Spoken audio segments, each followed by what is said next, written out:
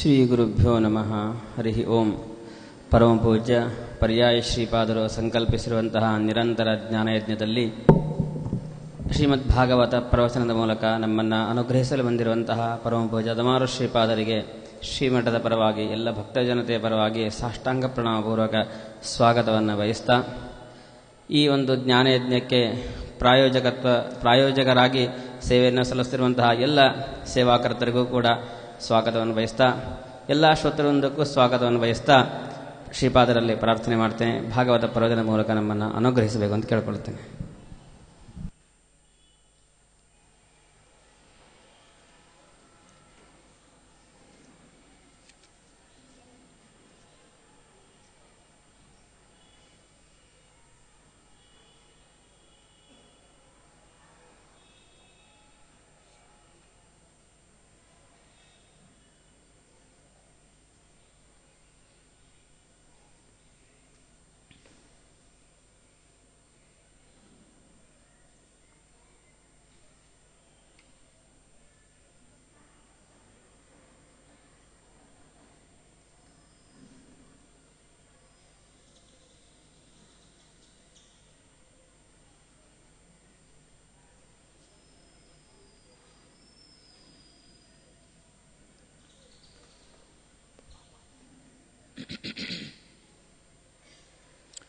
ಭಕ್ತ್ಯ ಸ್ತುತ್ಯ ವಿರಕ್ತ್ಯ ಭಜದಮಲಜನ ಔನ್ನತ್ಯಭೂತ್ಯರ್ಪಕಾಯ ಕ್ಷಿತ್ಯಾಂ ಅತ್ಯಲ್ಪಭೃತ್ಯೇಷ್ವಪಿ ಕುಜನಕೃತ ಔದ್ಧತ್ಯಭೂತ್ಯಾಜಕಾಯ ಕರ್ತ್ರೇ ಧರ್ತ್ರೇತಹರ್ತ್ರೇ ಹಯಮುಖಹರಯೇ ಅಮುತ್ರಪಾತ್ರೇ ನಮಸ್ತೆ ತಸ್ಮೈ ಕಸ್ಮೇಚಿದಸ್ಮನ್ ಮನಸಿ ಧೃತಕಥಾ ವಿಸ್ಮೃತೌ ಸ್ಮಾರಕಾಯ ಭವತಿ ಯದನುಭಾವಾತ್ ಏಡಮೂಕೋಪಿ ವಾಗ್ಮೀ ಜಡಮತಿರಪಿ ಜಂತುರ್ಜಾಯತೆ ಪ್ರಾಜ್ಞಮೌಲಿಃ ಸಕಲವಚನಚೇತೋ ದೇವತಾ ಭಾರತೀ ಸಾ ಮಮ ವಚಸಿ ನಿಧತ್ತಾಂ ಸನ್ನಿಧಿಂ ಮಾನಸೇ ಚ ತಪೋವಿದ್ಯಾ ವಿರಕ್ತ್ಯಾದಿ ಸದ್ಗುಣೌಘಾಕರಾನಹಂ ವಾದಿರಾಜ ಗುರೂನ್ ವಂದೇ ಹಯಗ್ರೀವಪದಾಶ್ರಯಾನ್ ಪೂಜ್ಯಾಯ ರಾಘವೇಂದ್ರಾಯ ಸತ್ಯ ಧರ್ಮ ರತಾಯ ಚ ಭಜತಾಂ ಕಲ್ಪವೃಕ್ಷಾಯ ನಮತಾಂ ಕಾಮಧೇನವೇ ದ್ವಾದಶಾಪಿ ಚ ವರ್ಷಾಣಿ ಮಂದೋಹಂ ಯೇನ ಪಾಠಿತಃ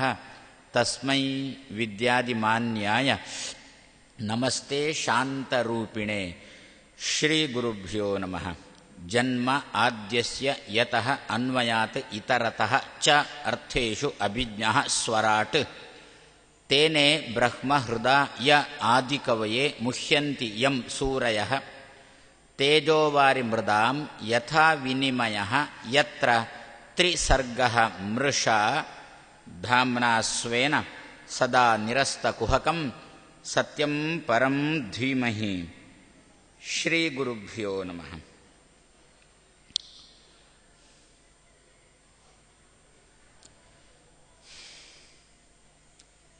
ಅಶ್ವತ್ಥಾಮರನ್ನು ಬಿಟ್ಟು ಬಿಡು ಅಂತ ದ್ರೌಪದಿ ಅರ್ಜುನನಿಗೆ ಹೇಳಲಿಕ್ಕೆ ಕಾರಣ,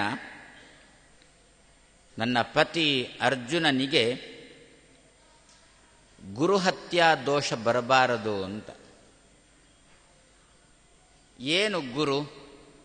ಅಶ್ವತ್ಥಾಮ ಅರ್ಜುನನ ಗುರು. ಹೇಗೆ? ಯದ್ಯಪಿ ಅರ್ಜುನ ತಾನು ವಿದ್ಯಾಭ್ಯಾಸ ಮಾಡಿದ್ದು ದ್ರೋಣರಿಂದ, ಮತ್ತು ಅಶ್ವತ್ಥಾಮ ಶಾಸ್ತ್ರದಲ್ಲಿ ಒಂದು ಮಾತು ಇದೆ, ಅಪ್ಪನೇ ಮಗನಾಗಿ ಹುಟ್ಟುತ್ತಾನೆ ಅಂತ. ಆತ್ಮಾವೈ ಪುತ್ರನಾಮ ಅಂತ ಶಾಸ್ತ್ರದ ಒಂದು ಮಾತು. ಗಂಡ ತನ್ನ ಪತ್ನಿಯಲ್ಲಿ ಏನು ಸಂತತಿಯನ್ನು ಪಡೆಯುತ್ತಾನೆ, ಅದರಲ್ಲಿ ಮೊದಲಿನ ಸಂತತಿ, ನಮ್ಮಲ್ಲಿ ಲಗ್ನಾದ ದಿವಸ ಹಿರಿಯರಿಗೆ ನಮಸ್ಕಾರ ಮಾಡುವಾಗ ಹಿರಿಯರು ಆಶೀರ್ವಾದ ಮಾಡುವ ಕ್ರಮ ಗೊತ್ತಲ್ಲ, ಅಷ್ಟಪುತ್ರಾಭವ ಅಂತ, 8 ಹಡಿ ಜೊತೆಯಲ್ಲಿ ಅಷ್ಟಪುತ್ರಾಭವ ಸುಭಗಾಚ ಪತಿವ್ರತ, ಪಾತಿವ್ರತ್ಯವನ್ನು ಉಳಿಸಿಕೊಂಡು ಸೌಭಾಗ್ಯಶಾಲಿನಿಯಾಗಿ 8 ಹಡಿ ಅಂತ. ಅದರಲ್ಲಿ ಮೊದಲಿನ ಮಗು ಯಾವುದು ಅಂತ ಕೇಳಿದರೆ ಆತ್ಮ ಪುತ್ರನಾಮ. ಗಂಡನೇ ಒಂದು ಅಂಶದಿಂದ ತನ್ನ ಪತ್ನಿಯಲ್ಲಿ ಮಗನಾಗಿ, ತಾನೇ ಒಂದು ಅಂಶದಿಂದ ಮಗನಾಗಿ ಹುಟ್ಟುತ್ತಾನೆ ಅಂತ ಶಾಸ್ತ್ರದ ಮಾತು. ಸದ್ಯ ಈಗ ಈ ದ್ರೋಣ ಕೃಪಿಯಲ್ಲಿ ತಾನು ಪಡೆದಿರುವ ಸಂತತಿ ಈ ಅಶ್ವತ್ಥಾಮ. ಇದು ಮೊದಲಿನ ಮಗು, ಇದು ಕೊನೆಯ ಮಗು. ಹಾಗಾದರೆ ಮೊದಲಿನ ಮಗು ಅಂತಾದ್ದರಿಂದ ಯಾರು ಈಗ ಅಶ್ವತ್ಥಾಮನಾಗಿ ಬಂದದ್ದು? ದ್ರೋಣಾಚಾರ್ಯರೇ ಅಶ್ವತ್ಥಾಮನಾಗಿ ಬಂದದ್ದು. ನೀನು ದ್ರೋಣರಿಂದ ವಿದ್ಯಾಭ್ಯಾಸ ಮಾಡಿದವ ಅರ್ಜುನ. ಏನಾದರೂ ಒಂದು ಅಸ್ತ್ರವನ್ನು ತೆಗೆದುಕೊಳ್ಳೋದೋ ಹಿಂದೆ ಬಿಡೋದೋ ಯಾವುದಕ್ಕೂ ಕೂಡ ನಿನಗೆ ಸಾಮರ್ಥ್ಯ ಬಂದದ್ದು ದ್ರೋಣರಿಂದ. ಅಂತಹ ದ್ರೋಣರು ಸಯೇಷ ಭಗವಾನ್ ದ್ರೋಣ, ಅವನೇ ಇವನು. ಆ ದ್ರೋಣನೇ ಈ ದಿವಸ ಅಶ್ವತ್ಥಾಮ ರೂಪ ನಿನ್ನ ಮುಂದೆ ನಿಂತಿದ್ದಾನೆ, ಆದ್ದರಿಂದ ಕೊಲ್ಲಬೇಡ ಇವನನ್ನು ಅಂತ ಇಷ್ಟು ಮಾತನ್ನು ಹಾಗಾದರೆ ಹೇಳಿದ ಉದ್ದೇಶ ನಾವು ಸ್ವಲ್ಪ ಕೂಲಂಕಷವಾಗಿ ಹುಡುಕ್ತಾ ಹೋದರೆ, ವಿವರಿಸ್ತಾ ಹೋದರೆ, ದ್ರೌಪದಿ ನಮ್ಮ ನಿಮ್ಮ ಮಟ್ಟದಲ್ಲಿ ನಿಂತುಕೊಂಡು ಅರ್ಜುನನಿಗೆ ಉಪದೇಶ ಮಾಡ್ತಾ ಇದ್ದಾಳೆ. ದ್ರೌಪದಿ ಲೋಕೋತ್ತರ ಹೆಣ್ಮಗಳು, ಭಾರತಿ ಅದು ದ್ರೌಪದಿ ಅಂದರೆ ಅದ್ಭುತ ಹೆಣ್ಮಗಳು. ಆದರೆ ಈ ದಿವಸ ಅರ್ಜುನನಿಗೆ ತಾನು ಮಾತು ಹೇಳುವಾಗ ಮಾತ್ರ ನಮ್ಮ ಮಟ್ಟದಲ್ಲಿ ನಿಂತಿದ್ದಾಳೆ. ನಾವು ಯಾರಿಗಾದರೂ ಏನಾದರೂ ಒಂದು ಉಪದೇಶ ಮಾಡ್ತೇವೋ, ಏನಾದರೂ ಒಂದು ಹೇಳ್ತೇವೆ ಅಂತಂದರೆ ಅದರಲ್ಲಿ ನಮಗೆ ಸ್ವಾರ್ಥ ಉಂಟೇ ಉಂಟು, ಏನಾದರೂ ಒಂದು ಸ್ವಾರ್ಥ ಉಂಟೇ ಉಂಟು. ಪ್ರಕೃತ ಈಗ ದ್ರೌಪದಿ ಲೌಕಿಕ ಹೆಣ್ಮಕ್ಕಳಂತೆ, ಲೌಕಿಕರು ತಾವು ಏನಾದರೂ ಒಂದು ಸ್ವಾರ್ಥ ಇಟ್ಟುಕೊಂಡೇ ಇನ್ನೊಬ್ಬರ ಹತ್ರ ಕೇಳೋದೋ ಬೇಡೋದೋ ಹೇಳೋದೋ ಏನಾದರೂ ಮಾಡೋದು. ಪ್ರಕೃತ ಈಗ ಏನು ಲೌಕಿಕವಾಗಿ ನೋಡಿದಾಗ ದ್ರೌಪದಿಗೆ ಇಲ್ಲಿ ಸಿಕ್ಕಿದ ಸ್ವಾರ್ಥ ಏನು ಅಂತಂದರೆ ಅವಳ ಮಾಂಗಲ್ಯ. ನಮ್ಮಲ್ಲಿ ಹೆಣ್ಮಕ್ಕಳಲ್ಲಿ ಇರುವುದೇ, ಅವರಿಗೆ ಸೌಂದರ್ಯ ಬರುವುದೇ ಆ ಮಾಂಗಲ್ಯದಿಂದ ತಾನೆ. ಅಂತಹ ಸೌಂದರ್ಯ ಉಳಿಸಿಕೊಳ್ಳಬೇಕು ನಾನು ಮಾಂಗಲ್ಯದಿಂದ. ಅದಕ್ಕೋಸ್ಕರ ತನ್ನ ಗಂಡನಿಗೆ ಹೇಳ್ತಾ ಇದ್ದಾಳೆ ಕೊಲ್ಲಬೇಡ ಅಂತ. ಯಾಕೆ? ಇವ ಗುರುಪುತ್ರನನ್ನು ಕೊಲ್ಲೋದು ಅಂತಂದ್ರು, ಗುರುವನ್ನು ದ್ರೋಣನನ್ನು ಕೊಲ್ಲೋದು ಅಂತಂದ್ರು ಒಂದೇ ಅರ್ಥ. ಫಲಿತಾಂಶ ಏನಾಗುತ್ತೆ? ಇವನ ತಾಯಿ ಅಳಬಹುದು. ಈ ಅಶ್ವತ್ಥಾಮನ ತಾಯಿ ಕೃಪಿ ತಾನು ಅಳುವುದು ಖಂಡಿತ, ಅಳುತ್ತಾಳೆ ಖಂಡಿತ. ಬ್ರಾಹ್ಮಣ ಕುಲದಲ್ಲಿ ಅರ್ಜುನ ಹೆಣ್ಮಗಳ ಕಣ್ಣಲ್ಲಿ ನೀರು ಬಂತು ಅಂತಂದರೆ ಬೇಡ ಬಿಡು, ಬ್ರಾಹ್ಮಣ ಕುಲದಲ್ಲಿ ಅಂತ ಬೇಡ. ಈ ದಿವಸ ಅಷ್ಟೂ ಜನ ದುರ್ಯೋಧನಾದಿಗಳು ಮಣ್ಣು ಮುಕ್ಕಲಿಕ್ಕೆ ಕಾರಣ ಏನು? ಕೃಷ್ಣನ ಹತ್ರ ಕೇಳು ಏನಂತಾನೆ. ಕೃಷ್ಣ ಏನಂತಾನೆ ಅಂತಂದರೆ, ಅವನ ಕಾಲಿನ ಬಿಸಿ, ಈ ಪೊಕ್ಕೆ, ನಾವು ಪೊಕ್ಕೆ ಅಂತ ಕರಿತೇವಲ್ಲ, ಬಿಸಿ ನೀರು ಬಿತ್ತು ಅಥವಾ ಬೆಂಕಿಗೆ ಕೈ ಹಾಕಿದೆವು, ಆವಾಗ ಕೈಯಲ್ಲಿ ಬೊಬ್ಬೆ ಏಳುತ್ತೆ. ಕನ್ನಡದಲ್ಲಿ ಬೊಬ್ಬೆ ಅಂತೀರಿ, ಯಾಕೆ? ಅದು ತಕ್ಷಣ ಬೊಬ್ಬೆ ಹಾಕ್ತಾನೆ, ಅದರಿಂದ ಅದಕ್ಕೆ ಬೊಬ್ಬೆ ಅಂತ ಹೆಸರು ಬಂತು. ಅದ್ರ ಜೊತೆಗೆ ನಾವು ತುಳುವಿನಲ್ಲಿ ಪೊಕ್ಕೆ ಏಳೋದು ಅಂತೇವೆ. ಕೃಷ್ಣನ ಕಾಲಲ್ಲಿ ಇನ್ನೂ ಉಳ್ಕೊಂಡಿತ್ತು, ಅದಕ್ಕೋಸ್ಕರ ದುರ್ಯೋಧನಾದಿಗಳು ತಲೆ ಕೊಡಬೇಕಾಗಿ ಬಂತು. ಯಾವುದರಿಂದ ಉಳ್ಕೊಂಡದ್ದು? ಅವನ ಕಾಲಿಗೆ ಬಿಸಿನೀರು ಬಿದ್ದಿತ್ತು, ಕೃಷ್ಣನ ಕಾಲಿಗೆ. ಅಂದರೆ ಯಾರು ಕಾಲು ತೊಳೆದದ್ದು ನಾನೇ ಎಂದಳು ದ್ರೌಪದಿ. ಯಾವಾಗ ನಾವೆಲ್ಲ ಪಗಡೆ ಆಟ ಆಡಿ ನಾವೆಲ್ಲ ಸೋತು ಕಾಡಿಗೆ ಹೋದ ಮೇಲೆ ಕೃಷ್ಣ ವಿಚಾರಿಸಲಿಕ್ಕೆ ಬಂದ ಅಲ್ವ, ನಮ್ಮನ್ನೆಲ್ಲ ವಿಚಾರಿಸಲಿಕ್ಕೆ ಬಂದಾಗ ನಾನು ಕೃಷ್ಣನ ಮುಂದೆ, ಮಹಾರಾಜ ನೀನು ಭೂಮಿಯಲ್ಲಿ ಇದ್ದೂ ಕೂಡ ಇಂತಹ ಅವಸ್ಥೆಯ ಅಂತ ಹೇಳಿ ನಾನು ಘೋಳೋ ಅಂತ ಅತ್ತಾಗ ನನ್ನ ಕಣ್ಣಿನ ಬಿಸಿನೀರು ಕೃಷ್ಣನ ಕಾಲಿಗೆ ಬಿದ್ದಿತ್ತು. ಆ ಬೊಬ್ಬೆ ಕೃಷ್ಣನ ಕಾಲಲ್ಲಿ ಬಂದಿತ್ತು. ಅದರ ಫಲಿತಾಂಶ ದುರ್ಯೋಧನಾದಿಗಳು ತಲೆ ಕೊಡಬೇಕಾಗಿ ಬಂತು. ಹಾಗಾದರೆ ಒಂದು ಕ್ಷತ್ರಿಯ ವಂಶದಲ್ಲೇ ಇರತಕ್ಕಂಥ ಹೆಣ್ಮಗಳ ಕಣ್ಣಿನಿಂದ ನೀರು ಬಂದರೂ ಕೂಡ ಆ ನೀರಿನ ಫಲಿತಾಂಶ ಎಲ್ಲಿಯ ತನಕ ಹೋಗುತ್ತೆ ಅಂತಂದ ಮೇಲೆ, ಒಂದು ಬ್ರಾಹ್ಮಣನ ಕಣ್ಣಲ್ಲಿ ಹೆಣ್ಮಗಳ ಕಣ್ಣಲ್ಲಿ ನೀರು ಬಂದರೆ ಅದು ಕೂಡ ಒಬ್ಬ ಕ್ಷತ್ರಿಯನಿಂದಾಗಿ, ಇದು ಕ್ಷತ್ರಿಯರ ಜಗಳದಿಂದಾಗಿ ಬಂದಂಥ ಕಣ್ಣೀರು. ಇದು ಹಾಗಲ್ಲ, ಕ್ಷತ್ರಿಯನಿಂದಾಗಿ ಬ್ರಾಹ್ಮಣ ಕುಲದ ಒಂದು ಹೆಣ್ಮಗಳ ಕಣ್ಣಿನಿಂದ ನೀರು ಬಂತು ಅಂತಂದರೆ ಅರ್ಜುನ, ನಿಮ್ಮ ಕುರುವಂಶಕ್ಕೆ ಇದು ಶ್ರೇಯಸ್ಸಲ್ಲ. ಕುರುವಂಶವನ್ನು ಅಧಪಾತಕ್ಕೆ ಕಳಿಸತಕ್ಕಂಥ ಅಧಿಕಾರ ನಮಗಿಲ್ಲ. ಈಗ ನಮ್ಮಿಂದಾಗಿ ಆಗುತ್ತೆ. ಅಶ್ವತ್ಥಾಮನ ತಲೆ ಉರುಳಿಸ್ತೀನಿ ನೀನು. ಕೃಪಿ ತಾನು ಕಣ್ಣೀರು ಹಾಕ್ತಾಳೆ. ಫಲಿತಾಂಶ ಏನು? ಈ ಶಾಪ ಇಡೀ ಕುರುವಂಶಕ್ಕೆ ತಟ್ಟುತ್ತೆ. ಕುರುವಂಶ ಎಂಥದ್ದು ಗೊತ್ತಾ? ಅದರ ಹೆಸರೇ ಒಬ್ಬ ಕುರುರಾಜನಿಂದಾಗಿ ಬಂದಿರತಕ್ಕಂಥ ವಂಶ ತಾನೆ. ಅದು ಎಂಥದ್ದು? ವಂದ್ಯಂ ಪೂಜ್ಯಂ. ಪ್ರತಿಯೊಬ್ಬರೂ ಕೂಡ ಕುರುವಂಶವನ್ನು ಗೌರವಿಸ್ತಾರೆ, ಪ್ರತಿಯೊಬ್ಬರೂ ಕೂಡ ಕುರುವಂಶವನ್ನು ಹೊಗಳ್ತಾರೆ. ವಂದ್ಯಂ ಅಂತಂದರೆ ಹೊಗಳಲಿಕ್ಕಿದ್ದದ್ದು, ಪೂಜ್ಯ ಅಂತಂದರೆ ಆದರ ಮಾಡಲಿಕ್ಕಿದ್ದದ್ದು. ಒಳ್ಳೆ ಆದರ ಮಾಡೋದು ಇಷ್ಟೇ ಅಲ್ಲ, ಶ್ಲಾಘನೆಯೂ ಮಾಡ್ತಾರೆ. ಅಂತಹ ಕುರುವಂಶಕ್ಕೆ ನೀನು ಮಸಿ ಬಳಿಯಿತಿ ಅರ್ಜುನ. ಆ ಗೌತಮಿಯ ಶಾಪ ಬಂತು ಅಂತಂದರೆ, ಆ ಕೃಪಿಯ ಶಾಪ ತಟ್ಟಿತು ಅಂತಂದರೆ ಅವಳು ಹೇಳಬೇಕಾಗಿಲ್ಲ, ಮನಸ್ಸಲ್ಲಿ ಎಣಿಸಬೇಕಾಗಿಲ್ಲ. ದೇವರಿದ್ದಾನೆ ಅವಳ ಸಹಾಯಕ್ಕೆ. ಒಂದು ಬ್ರಾಹ್ಮಣ ಹೆಣ್ಮಗಳ ಸಹಾಯಕ್ಕೆ ದೇವರಿದ್ದಾನೆ. ನನಗೆ ನನ್ನ ಭಕ್ತಳ ಕಣ್ಣಿನಿಂದ ನೀರು ಹರಿಸಿದ ಅಂತೇಳಿ ಕೃಷ್ಣ ಹೀಗೆ ಆಲೋಚನೆ ಮಾಡಿಬಿಟ್ರೆ ನಮ್ಮ ವಂಶಕ್ಕೆ ಶಾಪ ಎಲ್ಲಿಂದೆಲ್ಲಿಗೆ ಬರಲಿಕ್ಕಿಲ್ಲ. ಆ ಶಾಪ ನಾವು ಹೇಳೋದೇನು ಅಂತಂದರೆ ಶಾಪ ನಮಗೆ ಮಾತ್ರ ಅಂತ ಇಲ್ಲಲ್ಲ. ಶಾಪ ಅಂತ ನಮಗೆ ಮಾತ್ರ ತಟ್ಟುವುದಲ್ಲ, ನಮ್ಮ ಪರಂಪರೆಗೆ ತಟ್ಟುತ್ತಲ್ಲ. ಇನ್ನೂ ವಿಚಾರ ಮಾಡಲಿಕ್ಕೆ ಹೋದರೆ ಹಿಂದೆನೂ ಹೋಗುತ್ತೆ ಮುಂದೇನೂ ಹೋಗುತ್ತೆ ಅಂತೆ ಆ ಶಾಪ, ಆ ಮಾತು. ಆದ್ದರಿಂದ ಕುರುವಂಶ, ಪೂಜ್ಯವಾದ ಕುರುವಂಶ, ಗೌರವ ತಗೊಳ್ಳಿಕ್ಕೆ ಯೋಗ್ಯವಾಗಿರತಕ್ಕಂಥ ಕುರುವಂಶ ಈ ದಿವಸ ನನ್ನ ಗಂಡ ಅರ್ಜುನನಿಂದಾಗಿ ಮಣ್ಣು ಮುಕ್ಕತಕ್ಕಂಥ ಪ್ರಸಂಗ ಬರುತ್ತೆ. ಪ್ರಾಯಶಃ ಇದನ್ನು ನಾವು ನಮ್ಮ ಜೀವನದಲ್ಲಿ ಅನುಭವಿಸ್ತಾ ಇದ್ದೇವಲ್ಲ. ಏನು ಮುಟ್ಟಿದ್ರೂ ಮಣ್ಣಾಗುತ್ತೆ ಅಲ್ವೋ? ಆವಾಗ ಏನು ಮಾಡ್ತೇವೆ? ಜಾತಕ ಹಿಡ್ಕೊಂಡು ಜ್ಯೋತಿಷ್ಕರ ಬಳಿಗೆ ಹೋಗ್ತೇವೆ. ಜಾತಕ ನೋಡಿ ಏನಂತಾರೆ? ನಿನಗೆ ಗುರು ಶಾಪ ಅಂತಲೂ, ಆ ಶಾಪ ಅಂತಲೂ, ಈ ಶಾಪ ಅಂತಲೂ ಏನೋ ಹೇಳ್ತಾರಲ್ವೋ. ಇವಂತಾನೆ, ನಾನು ಇಷ್ಟ ತನಕ ಯಾವ ಗುರುಗಳ ತಂಟೆಗೂ ಹೋಗಿಲ್ಲ, ಯಾಕೆ ಹೀಗೆ ಬಂತು ಅಂತ. ನೀನು ಹೋಗಿಲ್ಲ, ನಿನ್ನ ಹಿರಿಯರು ಹೋಗಿದ್ದಾರೆ ಅಂತಾರೆ. ಹಾಗಾದರೆ ಎಲ್ಲೋ ಒಂದು ಕಡೆ ಮಾಡಿದ್ದು ಎಲ್ಲೋ ಒಂದು ಕಡೆ ಬರುವುದು, ಮೇಲ್ಬರುವುದು ಖಂಡಿತ ಅಲ್ವೋ? ಆದ್ದರಿಂದ ಎನ್ನ ವಂಶಕ್ಕೆ, ಈ ಕುರುವಂಶಕ್ಕೆ ಶಾಪ ಸಾಧ್ಯ ಆದರೆ ನಾವು ಕುರುವಂಶವನ್ನು ಬೆಳೆಸೋಣ, ಕುರುವಂಶಕ್ಕೆ ತುಂಬಿಸೋಣ. ಹೊರತು ಕುರುವಂಶವನ್ನು ಕ್ಷಯಕ್ಕೆ ತರುವ ಅಧಿಕಾರ ಅರ್ಜುನ ನಮಗಿಲ್ಲ. ಅದು ಕೂಡುದು. ಸಾಲದ್ದಕ್ಕೆ ವಿಶೇಷವಾಗಿ ನಿನಗೂ ಗುರು ಶಾಪ ತಟ್ಟಿದರೆ ನಿನ್ನ ದೇಹದ ಅರ್ಧ ನನಗೂ ಅದರಿಂದ ತೊಂದರೆ ಉಂಟು. ಆ ದೃಷ್ಟಿಯಿಂದ ಮುಚ್ಚತಾಂ, ಇವನಿಗೆ ಯಾವುದೇ ರೀತಿಯಾಗಿರತಕ್ಕಂಥ ತೊಂದರೆಯನ್ನು ಮಾಡಬೇಡ. ಹಾಗಾದರೆ ಏನಿದು? ಸಮಾಜಕ್ಕೊಂದು ಪಾಠ, ದ್ರೌಪದಿಯ ಮೂಲಕ ಸಮಾಜಕ್ಕೆ ಸಿಕ್ಕಿರತಕ್ಕಂಥ ದೊಡ್ಡ ಪಾಠ. ಆದ್ದರಿಂದ ಏನಾಯಿತು? ಕೊನೆಗೆ ಕೊಲ್ಲೋದು ಬಿಡುವುದು, ಇಂತಹ ಎರಡು ವಾತಾವರಣ ಬಂದಾಗ ಏನು ಮಾಡಿದ ಅರ್ಜುನ ಎನ್ನುವುದನ್ನು ಕೃಷ್ಣನ ಸಂದೇಶದಂತೆ ನಿನ್ನೆ ದಿವಸ ಅಂತೂ ತಲೆಯಲ್ಲಿದ್ದಂತಹ ಸಂಪತ್ತನ್ನು ಅಶ್ವತ್ಥಾಮರ ಸಂಪತ್ತನ್ನು ಅಪಹಾರ ಮಾಡಿ ಆಯಿತು.